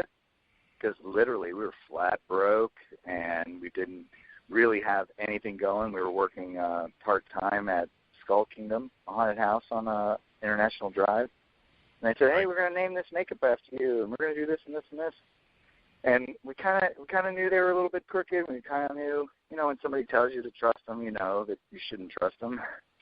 If somebody's got to tell you they're cool, the chances of them really being cool are slim at best. But we, like I said, we had nothing to lose, and we really believed in the product. We said, well, if they're going to associate our name with this product and then name the business after us, because even if the whole thing goes sour, we knew that we would still get the credit for the business, and only we wouldn't have to deal with all the back end of it. And that's exactly how it turned out. Now that it has gone south, yeah, we still get props for the business. I'd say half the people out there that buy that product don't know that we're not working with those guys anymore. We get letters. Well, all they the do time if they're saying, listening to this show. Right, and they say, "Oh, I love this. I love your paint," and usually we just say, "Hey, thanks a lot," or if they're complaining, like, "Hey, I can't get it. I can't get any white. The store's out or something." Oh, call them up. We haven't worked there in 5 years, so I can't help you on your order. But the clout, you can't beat it. So in a sense, they're still working for us. Only we don't have to pay them. But everything they put out, they put our name on it, and bigger than I don't know, whoever painted the stuff or did the packaging or came up with the idea or whatever. Actually, I think they're still coming out with stuff that we thought of years ago. They still haven't even used all our ideas yet. So tell us about the books that you have that have come out. And I think you have a second one coming out now, if that's correct. Yeah, got a few things going on. Fun Face Painting for Kids just came out this month. It's our second publication with Impact Books. They're a division of FW Media, and you can get that at Barnes & Noble or Amazon.com or your local bookstores or face painting shops. And they also repackaged half of our last book. We did Extreme Face Painting, 50 Fiendish and Friendly Demos. Well, they took all the Fiendish ones, 25 Fiendish demos, and repackaged it and put a new cover on it. So it's all the horror stuff, and they called it Extreme Costume Makeup. And they got a zombie, a reptilian, and an orc on the cover, and it just looks so, I don't know, not to toot my own horn or anything, but the cover looks so cool. It's like, oh, man, I just hope one day that some kid will pick that book up and say, hey, this is my first makeup book, and, go on to do some great things, and I don't know. We'll see. Did I also see that these are being offered for ebooks now, too?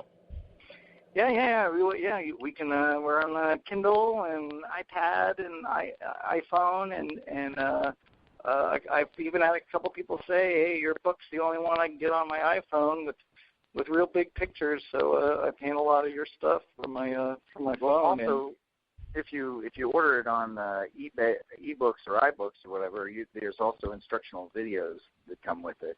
Our first book has an instructional video with it, Extreme Faces. But if you get the new one, which is Fun Face Painting Ideas for Kids, that one comes with a DVD or a video too. If you get the books on iBooks. Now, are these actually easy for kids to do, or are these more for adults to do on the kids? We did a little bit of everything. We did some easy ones, some medium ones, and some hard ones. So it's a book that everybody can understand. There's at least a dozen or so pages of instructions on how to use the brushes and sponges, what materials you need, and the techniques to achieve different looks on the face.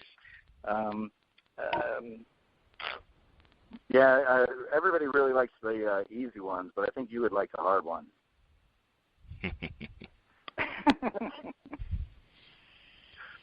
So I know we're pushing 45 minutes. I know here we're probably gonna have to start winding down, but we'd be remiss if we didn't talk about this. Brian, about a year ago now is when you got your cancer diagnosis. What have you guys basically changed other than spending most of your time doing chemo and therapies and things like that? Are you still creating new things? Are you still looking at doing more stuff? I know, Brian, you're not doing a lot of traveling for obvious reasons, but has Nick taken up the bulk of the duties as far as that, or what have you guys basically done in the past year since this has happened? Well, Nick's pretty much taken the reins on the tour and has been doing the classes solo that we've been signed up for.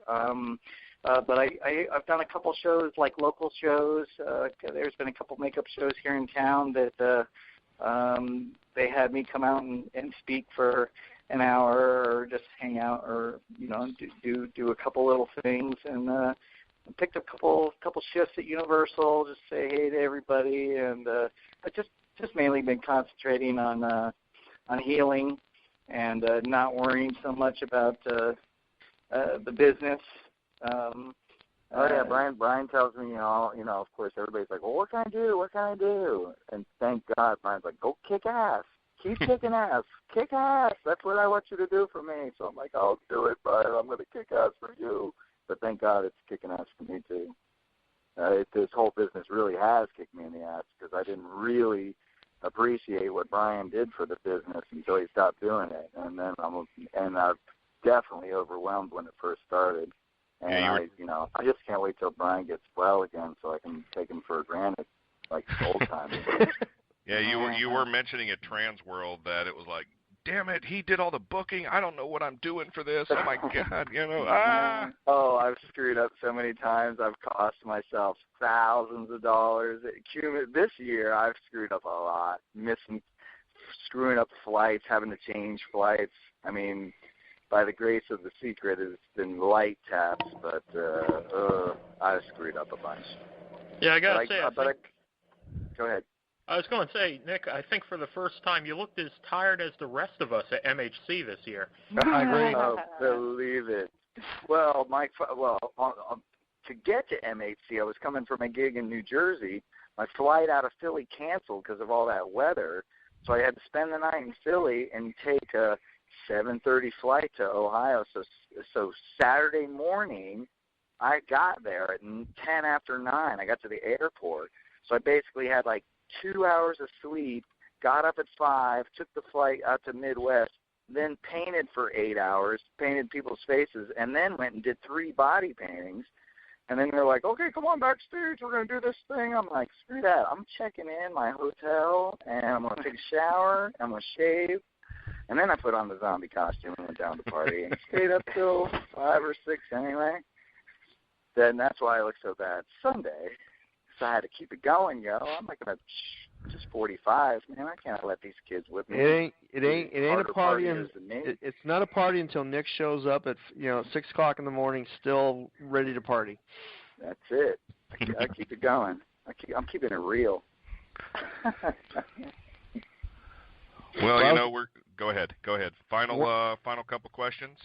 Well, the one thing I wanted to say is that Brian, you did my makeup for a Masquerade Ball last year. Right, I remember. I liked it this last year too. I saw one picture where you had like this mask on, where it's connected in the middle. I thought that was a badass design. Who did that? You know what I'm talking about? Yeah, that was from this year. To be honest with you, I'm drawing a complete blank. Their booth was right across from us. At the guy that was supposed to do my makeup ended up Dutch, wasn't it? What's that? His name was Dutch. It was his booth. Oh, Dutch.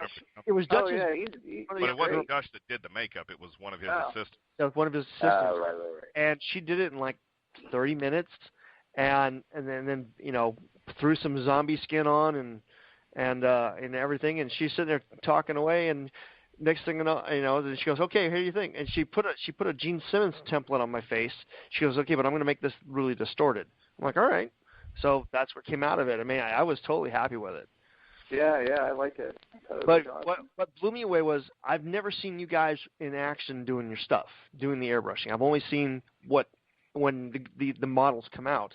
And I remember you were sitting there, you had me sit down, and I'm talking to Badger, and next thing you know, it's done. And 5 minutes have gone by, and you're done. You're like, okay, done. And I'm like, you did this in 5 minutes. Yeah, right, because it was wasn't it backstage with the body paint models and stuff? The model I guess the model had left to go to the bathroom or something like that. And you're like, okay, done. Right, because I've been painting all day long, and that thing that Nick did, where he painted everybody's face, and then we had to paint models for the show. So, but I think by the time you got there, I was warmed up. The first time I met you guys was actually MHC 2010, and it was at the Karaoke. And I went up and did a good time, and both you walked up to me and said, "Oh, great! Now we got to follow up after you." Yeah, somebody had it on their phone. I just saw the video this weekend again. We're doing the laugh and everything. We're like, oh, now what are we gonna do? You guys, we were going up against a professional. You a professional hack? I think you guys did like Highway to Hell or something like that. And something AC/DC.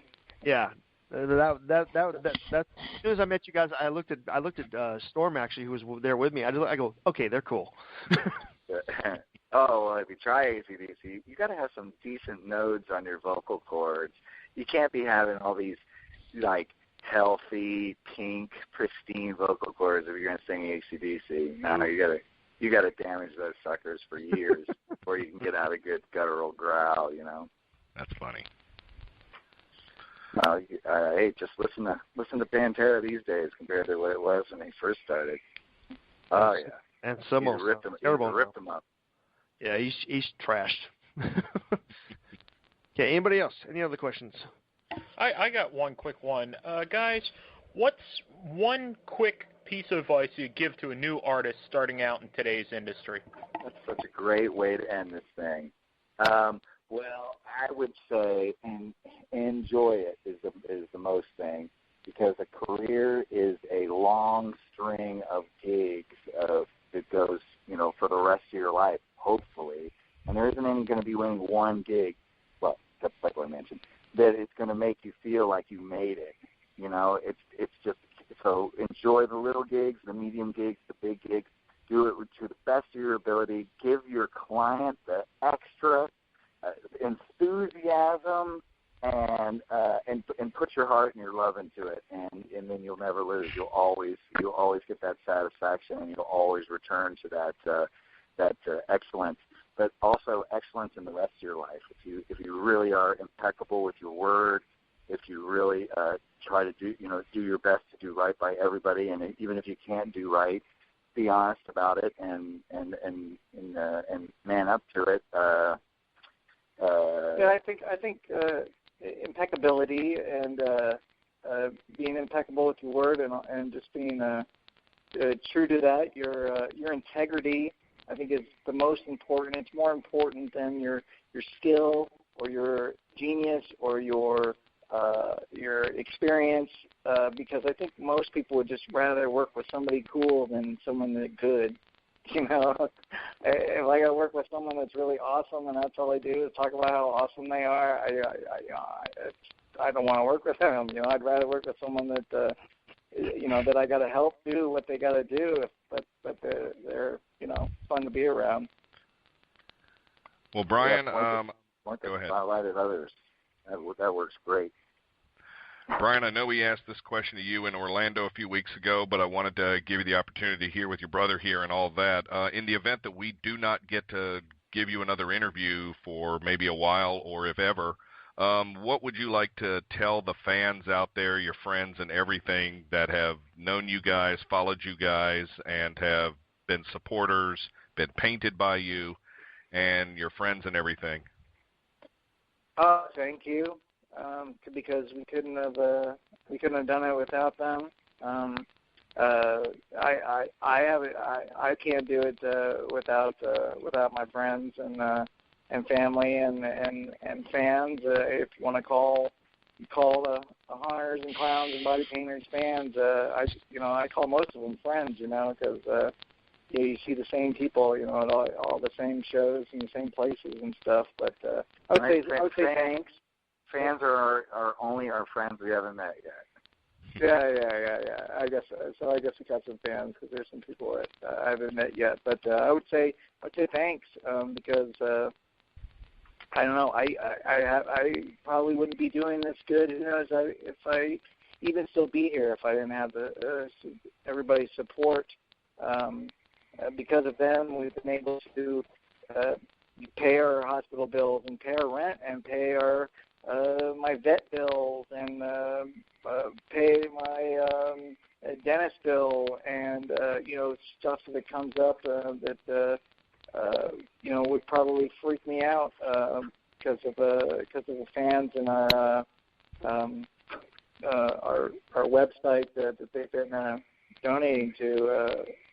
They've been keeping us afloat for the last 10 years, and they're continuing to do so. So, that's all I can say is thank you. Well, I just want to remind everybody that they can help you by going to GoFundMe.com/Brian Wolf. There is a page there where you can donate anything that you can. Even $1 helps with bills, like you said, and other expenses. Anything you have coming up, Nick, that you'd like to promote? Any upcoming appearances coming up in, say, the next 3 to 6 months that you'd like to let everybody know where you'll be? I'll definitely see y'all at Seeboden, Austria, or Port Shack, Austria, the World Body Paint Festival. I got that coming up. I got come stalk me on Facebook, and I'll put a schedule up. I'm going to do a little East Coast tour with Pasher. We're doing where was the Naval Academy? Annapolis, New Jersey, New York. We're going all up and down the East Coast. But come stalk me on my Facebook, and I'll have a schedule up. And even though we can't be friends or whatever, you can still get emails. You can still look at all the pictures and all that stuff. You just can't comment. That's all. Well, you can follow us on our Evil Twin Effects Facebook too. We always putting pictures up on that. Oh, that's right. We do have a business site, so we can be friends on Evil Twin Effects. Was it Facebook.com/Evil Twin Effects, something like that. Oh, one thing I want to do, I mentioned this to Nick last week at MHC, and Brian, I'm going to let you know as well. Virus 308, the next CD is coming out in August, and I'm making this publicly known that I'm going to donate half the proceeds from the sales of the CD to your account. Oh, you're a crazy man. I mean, you and I have talked. My dad's got cancer as well, and anything I can do it's the least I can do, and what I want to do. So I can't wait to hear the new album, man. I'm a big fan. The album's 95% done. I'm hoping to have it wrapped up in the next week. All right, awesome! Congratulations. Thank you. Well, you're going to be around for a while, so you'll be getting all the albums, so you're not going anywhere. Right on. Well, I'm feeling sure pretty good, and I'm a lot better than I was a year ago when I was first diagnosed. So you never know what's going to happen. Excellent. Well, gentlemen, it has been it has been an absolute pleasure and delight to talk to the two of you again, to hear some of the cool stories, the death metal stuff, the how you got started. It's a fascinating history of you two, and I wish you guys would write a biography. In addition, we got 1,100 words done. It's in the works. 1,100 words. 150,000 more to go, right? Something like that. Exactly. Awesome. I can't wait till that comes out. But I want to thank the four hosts for their fine questions and everything, talking with you, especially Storm. I need to download more of the Wolf Brother books to learn how to face and body paint, apparently, so I can travel the world, because that's awesome. The Unknown Scare Actor. I now know that I'm not the only one who remembers Dr. Paul Bearer. The Haunted Rocker, Jerry Vane. Hey, seriously, after listening to all this, I really do want to start learning how to do the face painting and stuff like that. So, thank you. My name is Drew Badger. Oh, go ahead, Jerry. Sorry. That's it. Okay. My name is Drew Badger. Remembering the 2-minute zombie that you guys taught at HauntCon in Milwaukee, and I still apply that technique at my Charlotte Zombie Walk when I have 15 people waiting in only 10 minutes. So it really does work.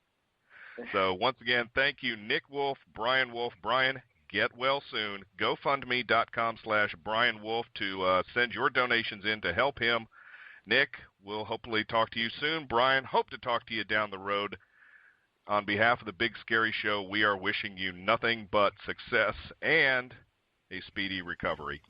Once again, this is the Round Table of Terror on the Big Scary Show, and we are out.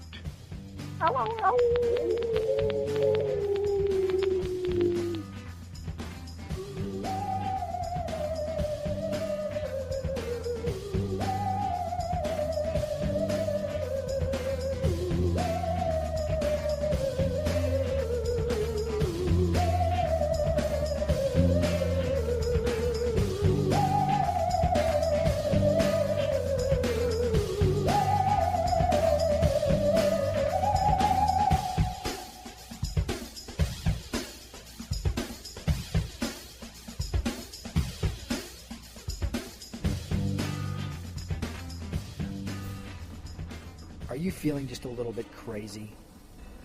Are you looking for the right costume to match that craziness? Then you need to go to Von Charon Productions and check out the Insane Ensemble. If you've got a mad scientist just ready to start working on a monster, you've got to check out the Psychosurgical Coat. If you're ready just to start butchering people up, they've got a dissection smock. Or if you think you're just a little bit too crazy and need to be restrained, how about a commitment coat? Von Charon Productions and the Insane Ensemble, committed to haunters who expect quality.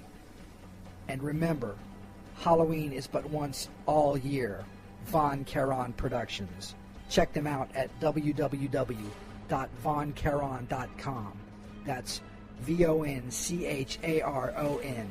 Von Charon Productions. Hello, everybody. Drew Badger here, and it is time for the June edition of the Gruesome Giveaway, sponsored by Screamline Studios. We'll get right to the point. You know how this works. We're asking you a question. If you think you know the answer, send it in to contest@bigscaryshow.com with your contact information, phone number, email, and, of course, your name. So without further ado, the June Gruesome Giveaway is...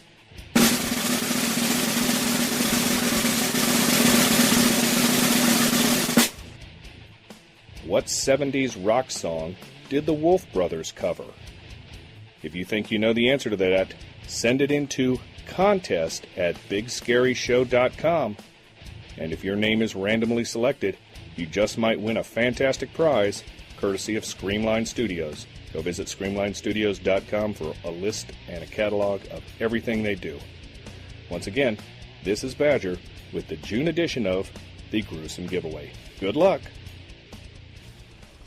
Everybody, Drew Badger live on the trade show floor. Midwest Harness Convention slowly starting to wind down. It is Sunday afternoon, but yet all the vendors are still making tremendous sales and having record-breaking years and lots of good things. And you can't have Midwest Harness Convention without one of our favorite sponsors, Screamline Studios. Jason from Screamline, how you doing? Oh, pretty good. How about you, Drew? Excellent. How's the show been for you? Oh, very, very good. You know, I just want to say thank you to all the customers, all the organizers. Midwest Hunters Convention is by far my favorite show.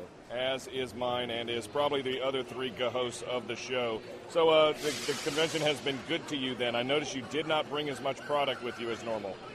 Well, we brought different stuff. Different stuff. Yeah, than what we normally would. We backed off a little bit on the weapons, but we picked up on our 3D portraits that we're bringing back.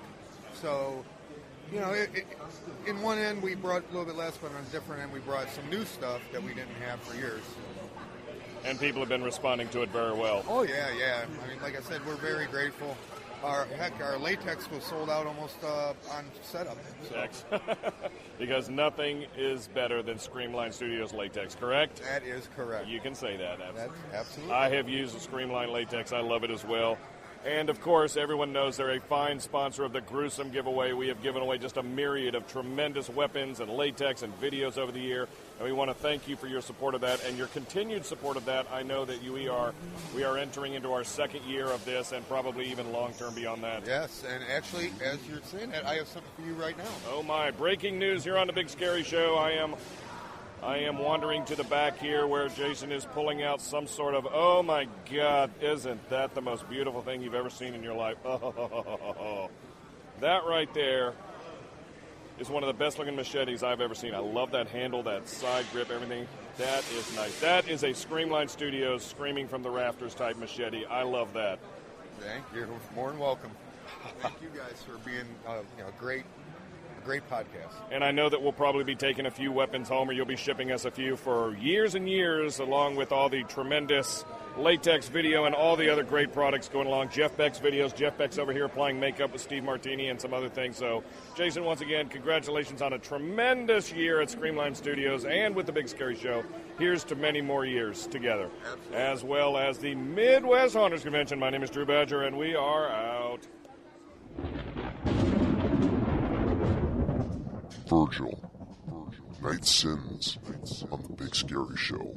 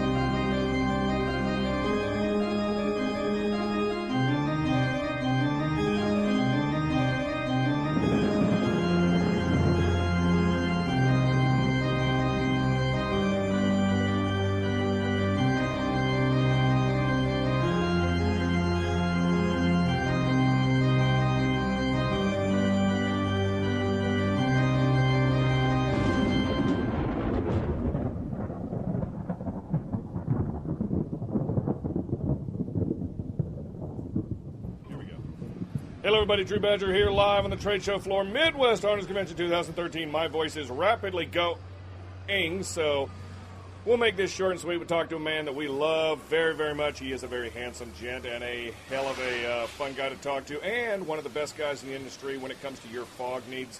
Chris Marcraft, Foggy's Fog. I hear you've had a pretty fairly decent show. Yes, it's been a great show. Midwest always has been, but this year, for whatever reason, it was just exceptional. So thank you to the public, I think, as part of that. But how many gallons are you actually physically carrying home? None, 0. That's always a good thing. And that was over with pretty well the end of the first day.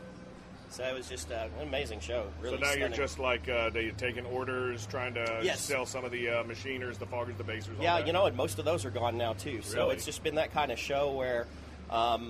This was the year that people needed to stock back up and replace equipment and upgrade and do all that. And, next year may not be this big. Does that work in cycles? There is a cycle to it. Yeah, there is. There is a cycle to it. And it was due here. Not that the shows have been bad. They hadn't been bad at all, but it was definitely due. How was it being a title sponsor of Midwest? Oh, we loved it. It was fantastic. Of course, we've always loved Barry and Kelly and Kathy. They all do such a great job. And Nina. Oh, yeah. Sorry, Nina. They all do such a great job with this show and have from the beginning. We only missed the first year, so this is our 9th Midwest, I believe. So, but as far as title sponsorship goes, it was great.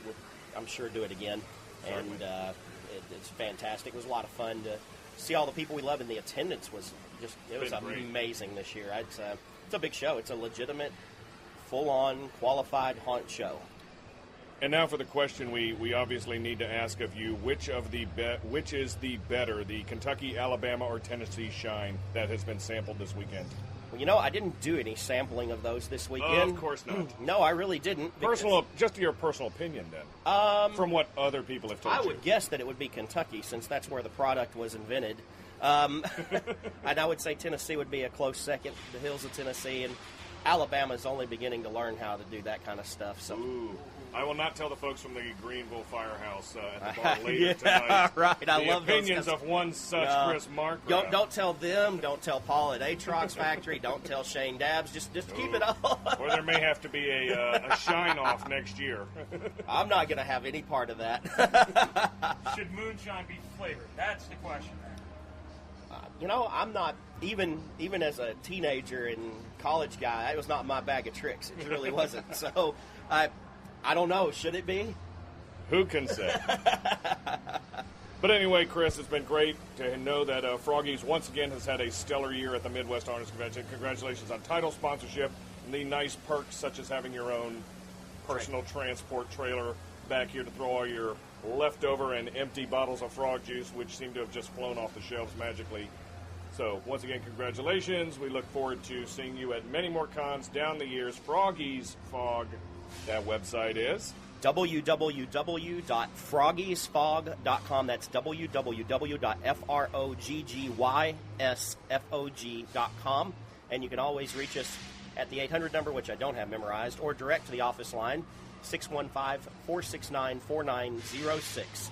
Well, in this day of smartphones and things, 800 numbers are somewhat becoming obsolete. They really are. And it costs you money to have one, so just dial direct if you need. Once again, Chris Markgraf, great to see you again at the Midwest Harness Convention. My name is Drew Badger with the Big Scary Show. Storm on by my side here, chatting with everybody, and we are out. It's 2013. How do you keep up with all your customers who are on the go? The answer?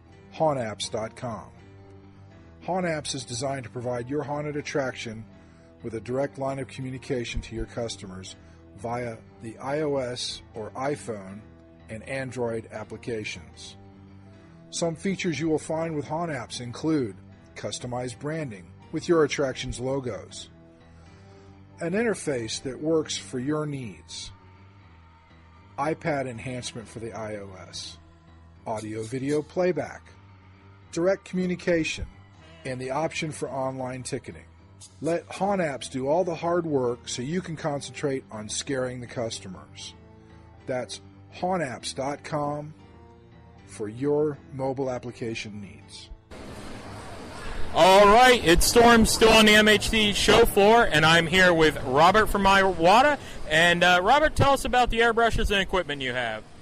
I got two brushes here, the Eclipse, and both siphon and gravity feed. The siphon feed is the one that Nix is using in his class today for body painting seminars.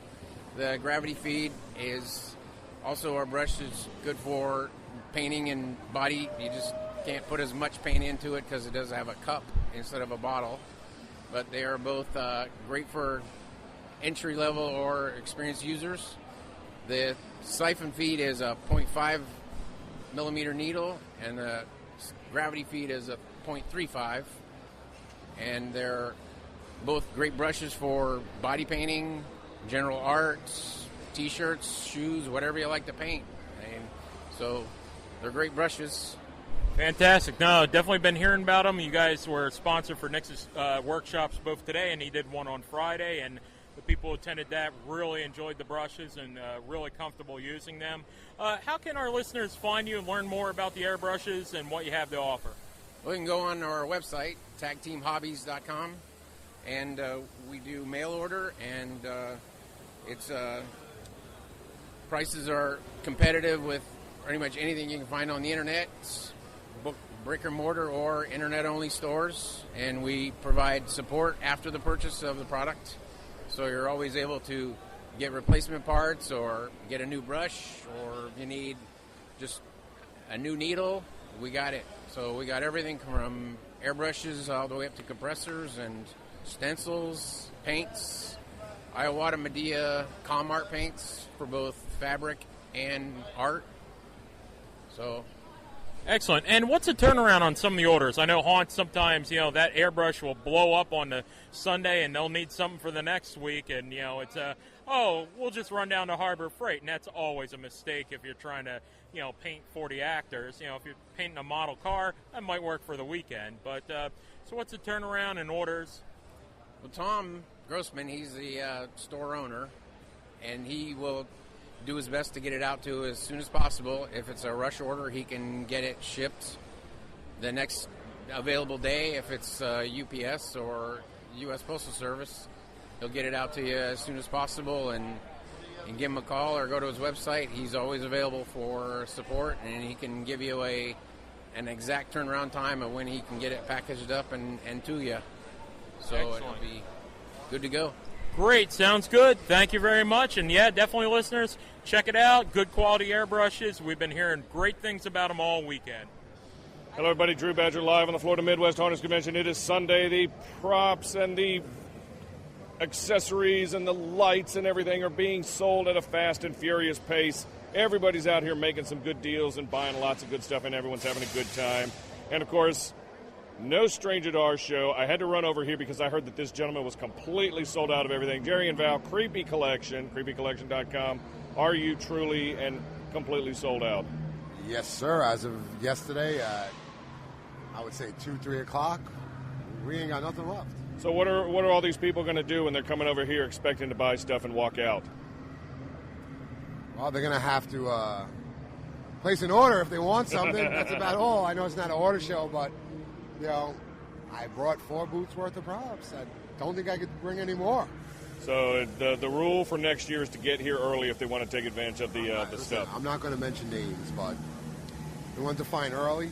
Friday, as we're setting up the booth, we have sales being made by other vendors that have haunted houses that are like putting their names on stuff because they don't want no one to get them. So I guess we're going to have to do like a pre-show opening for next year. Get everybody in here on Friday as we're setting up the booth. I guess that's how it goes. I don't know. Well, anyway, guys, congratulations on completely selling out. I know it's a nice thing not to have to deal with it. Are all these going to be hauled back to by the individual vendors, or are you going to basically have to pile some of these things into the van for that long trip back? I'm walking out of here with just my trestles. That's it. Nice, and hope that none of the vendors get caught through any police roadblocks or anything. No, we don't want to get them. Well, they should be okay. Yeah. Hopefully. Hopefully. But anyway, I'm going to let you get there and wander around the floor and everything because you don't have to sell anything here at Creepy Collection, creepycollection.com, one of our very good friends here at the show.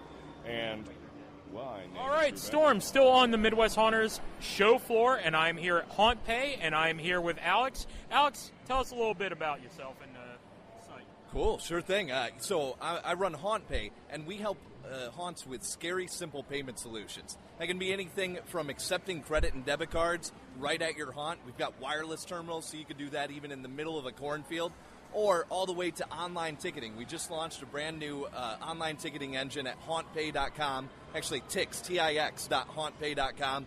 And it's absolutely no cost to the haunted attraction. It's just a small convenience fee to the people buying the ticket. Tons of very haunt-specific feature sets to make it just right for every haunter out there.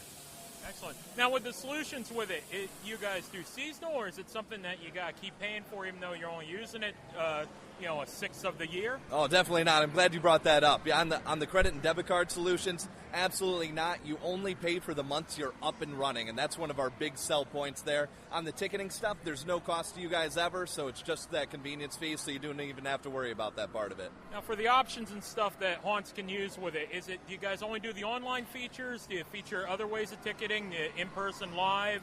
Yeah, so we absolutely have the payment systems for in-person, and we can even get you guys the custom printed tickets. We provide all of those. But so far, we haven't built out our ticketing platform to interact with an in-person one yet, but that's coming in 2014 here for the next season.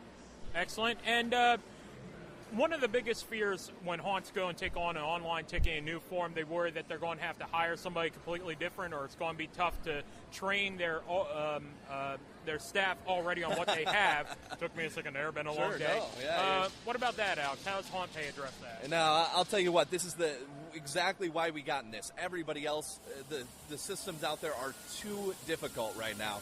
We've got the simplest system in the world. In fact, all the demos we've been running through today, I run everybody through actually creating a venue, creating events, the haunted attractions that actually happen there, having them repeat weekly, and going then on the other side and actually purchasing a ticket, and the whole process is a 5-minute demo. So what could be easier than that? It's just a few clicks. Everybody can get through it easily, whether it's the person creating the event or the person buying the ticket, and then it's just a quick scan with your iPod, iPad, iPhone, so any iOS device or any Android device to see whether the ticket is valid or not at the door. Excellent. Sounds good. All right. We definitely do not want people waiting to give you money. So, Alex, one more time, how can our listeners reach you and find out more about HauntPay? Absolutely. Get a hold of us at hauntpay.com. That's the easiest way. Happy haunting.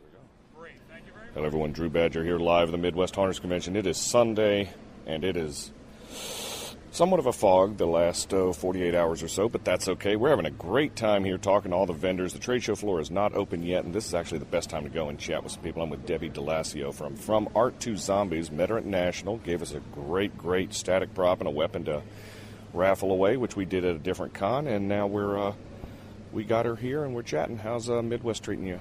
Midwest has been great. We've had a great time. Sales have been good, and it's been great. First time at Midwest, right? Yes, it is. If only somebody had recommended that to you and told you should come here, right? Absolutely. We need to thank the Big Scary Show for that. Oh, pshaw, please. So tell us a little bit about what the things that you have here From Art to Zombies. So we have some foam head prop weapons, and we have different heads that you can put on figures. Each one's individually made, not made from molds, and hand-painted. So each one's unique. I will say that when I brought home the clown head for the raffle that we had at another con, my kids would refuse to walk into the room where it had there. It was just that freaky, and they live with me, so you know that's really freaking somebody out if that tears them up. That is great to hear. Thanks so much. So for people interested in maybe looking at your catalog and checking out those props, obviously Midwest will be over by the time this airs. Maybe check out some of your weapons. I love the picaroons, by the way. Those things are just freaking awesome. How can they get a hold of you, websites, social media, etc.? Sure. We're on Facebook, From Art to Zombies, and we also have a website, www.art2zombies.com. Art2Zombies, just that easy to remember, correct? It's kind of an unusual name, so I guess it'll hopefully stick with some people. Sure. It's, From Art to Zombies, all things A to Z, all things Halloween. Absolutely. And you're based where? Outside of Boston, Danvers, Massachusetts. Excellent. You ship everywhere, right? Yes, we do. Well, Debbie, thank you for taking the time to come to talk to us here at the Midwest Haunters Convention, and I wish you nothing but success on Sunday. Hopefully it'll be as good as Saturday. I'm assuming sales were great.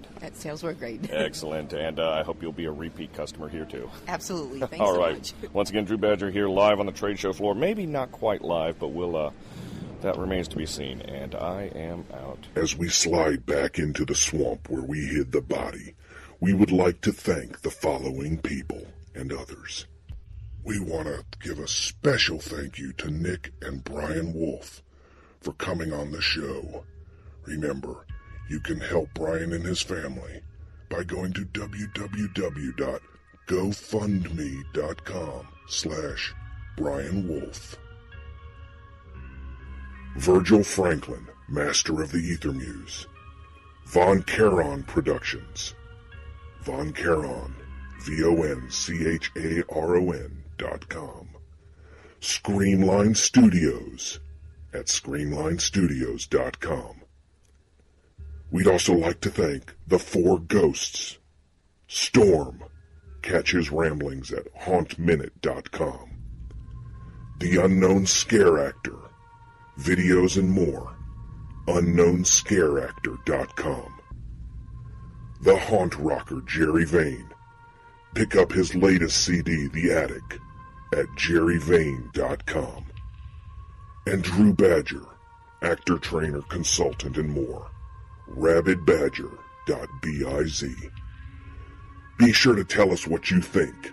Send feedback to us at feedback@bigscaryshow.com. And keep sending in those news items, news@bigscaryshow.com. Be sure to follow and like us on Facebook at facebook.com/bigscaryshow. Make sure to follow us on our new Twitter account at The Big Scary Show. We just may occasionally tweet out some information that you won't find anywhere else. And you can find us on iTunes. Search Big Scary Show in the iTunes store. Tune in next time when we bring you the latest news and information from the world of haunting and horror. And thank you once again for listening. Without you, we are nothing. Good night, ladies and gentlemen, boys and girls, and others. This is The Big Scary Show.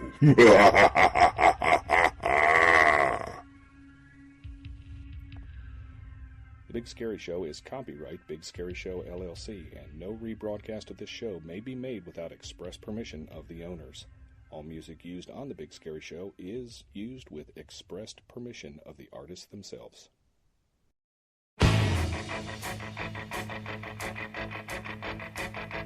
It's astounding. Time is fleeting. Madness takes its toll. But listen closely. Not for very much longer. I've got to keep control. I remember doing the time war, drinking those moments when the blackness would hit me and the void would be calling. Let's do the time war again.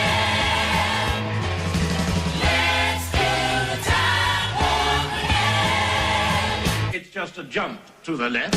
And then a step to the right. With your hands on your hips. You bring your knees in tight. There is the velvet clouds. It really does you insane. Let's do the time war again. Let's do the time war again. It's so dreamy. Oh, fantasy free me. So you can't see me. No, not at all. In another dimension, with voyeuristic intention. Well secluded, I see all. With a bit of a mind flip. You're into the time slip. And nothing can ever be the same. You're spaced out on sensation. Like you're under sedation. Let's do the time war again. Let's do the time war again.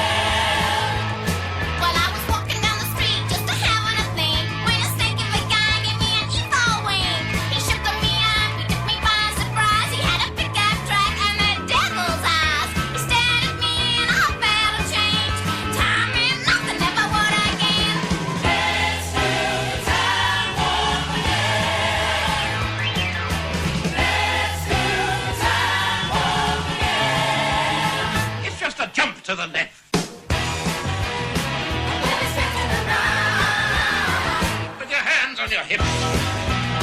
You bring your knees in tight. There is the velvet clouds. It really does you insane.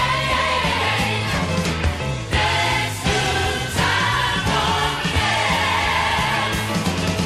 Let's do the time war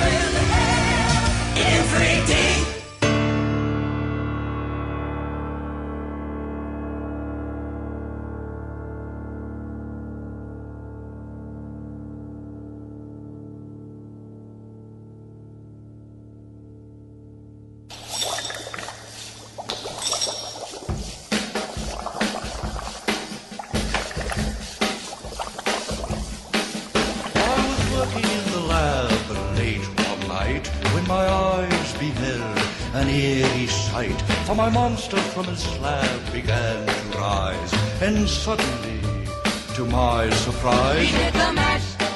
He did the monster mash. The monster mash. It was a graveyard smash. He did the mash. It caught on in a flash. He did the mash. He did the monster mash. From my laboratory in the castle east to the master bedroom where the vampires feast, the ghouls all came from their humble abodes to get a jolt from my electrode. They did the mash. They did the monster mash. The monster mash. It was a graveyard smash. They did the mash. It caught on in a flash. They did the mash. They did the monster mash. The zombies were having fun. The party had just begun. The guests included Wolfman, Dracula, and his son. The scene was rocking, all were digging the sounds. Igor on chains, backed by his baying hounds. The coffin bangers were about to arrive with their vocal group, the Crypt Kicker Five. They played the mash. They played the monster mash. The monster mash. It was a graveyard smash. They played the mash. It caught on in a flash. They played the mash. They played the monster mash. Out from his coffin, Drac's voice did ring. Seemed he was troubled by just one thing. Opened the lid and shook his fist and said, "Whatever happened to my Transylvania twist?" It's now the mash. It's now the monster mash. The monster mash. And it's a graveyard smash. It's now the mash. It's caught on in a flash. It's now the mash. It's now the monster mash. Now everything's cool, Drac's a part of the band, and my monster mash is the hit of the land. For you, the living, this mash was meant to. When you get to my door, tell them Boris sent you. Then you can mash. Then you can monster mash. The monster mash. And do my graveyard smash. Then you can mash. You'll catch on in a flash. Then you can mash. Then you can monster mash. Monster mash. You in Monster mash. mash. Monster mash.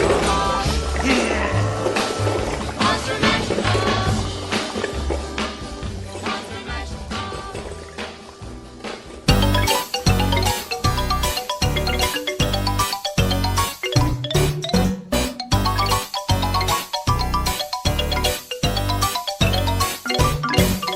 Spooky, scary skeletons and shivers down your spine. Shrieking skulls will shock your soul, seal your doom tonight. Spooky, scary skeletons speak with such a screech. You'll shake and shudder in surprise when you hear these zombies shriek. We're so sorry, skeletons, you're so misunderstood. You only want to socialize, but I don't think we should. 'Cause spooky, scary skeletons shout startling, shrilly screams. They'll sneak from their sarcophagus and just won't leave you be.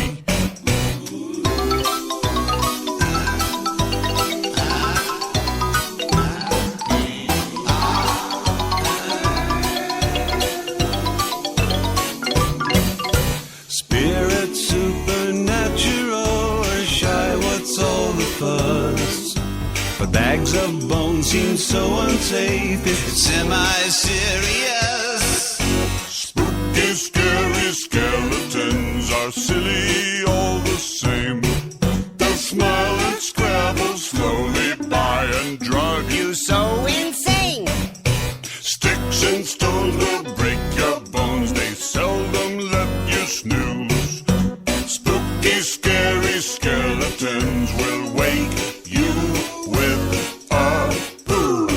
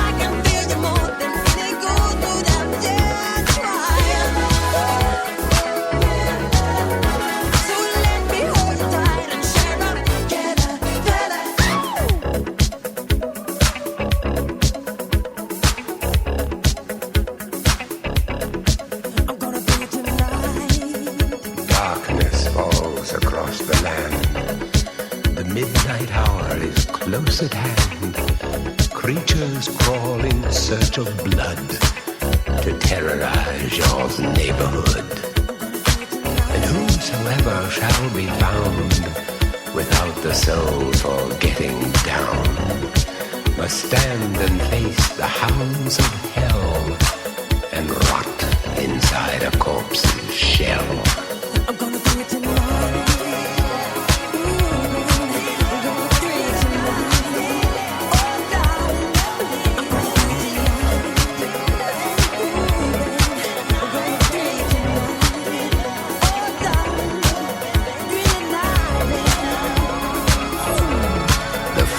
Stench is in the air, the funk of 40,000 years, and grisly ghouls from every tomb are closing in to seal your doom.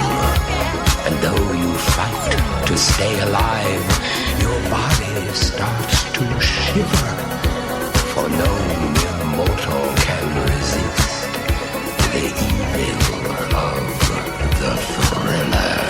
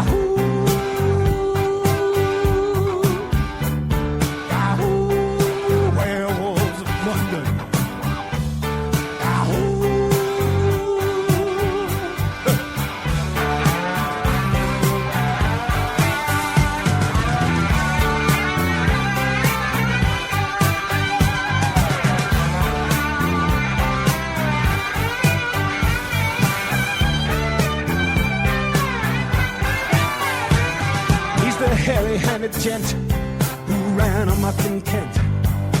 Lately he's been overheard in Mayfair. You better stay away from him. He'll rip your lungs out, Jim. I'd like to meet his tailor. Ahoo, werewolves of London.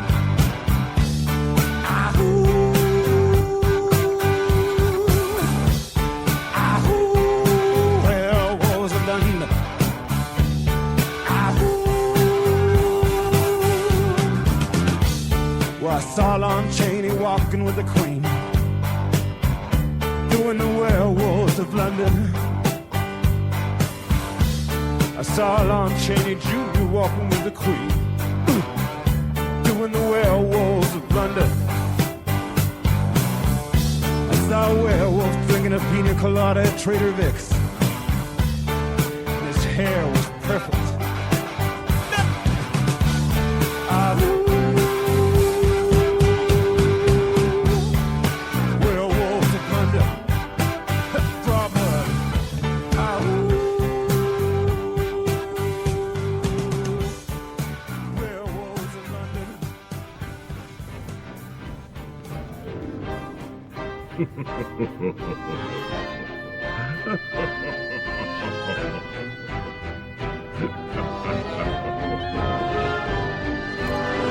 boys and girls of every age.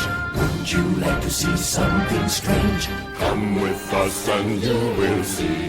This our town of Halloween. This is Halloween. This is Halloween. Pumpkins scream in the dead of night. This is Halloween. Everybody make a scene. Trick or treat. Tell the neighbors gonna die of fright. It's our town. Everybody scream. This town of Halloween. I am the one hiding under your bed. Teeth ground sharp and eyes glowing red. I am the one hiding under your stairs. Fingers like snakes and spiders in my hair.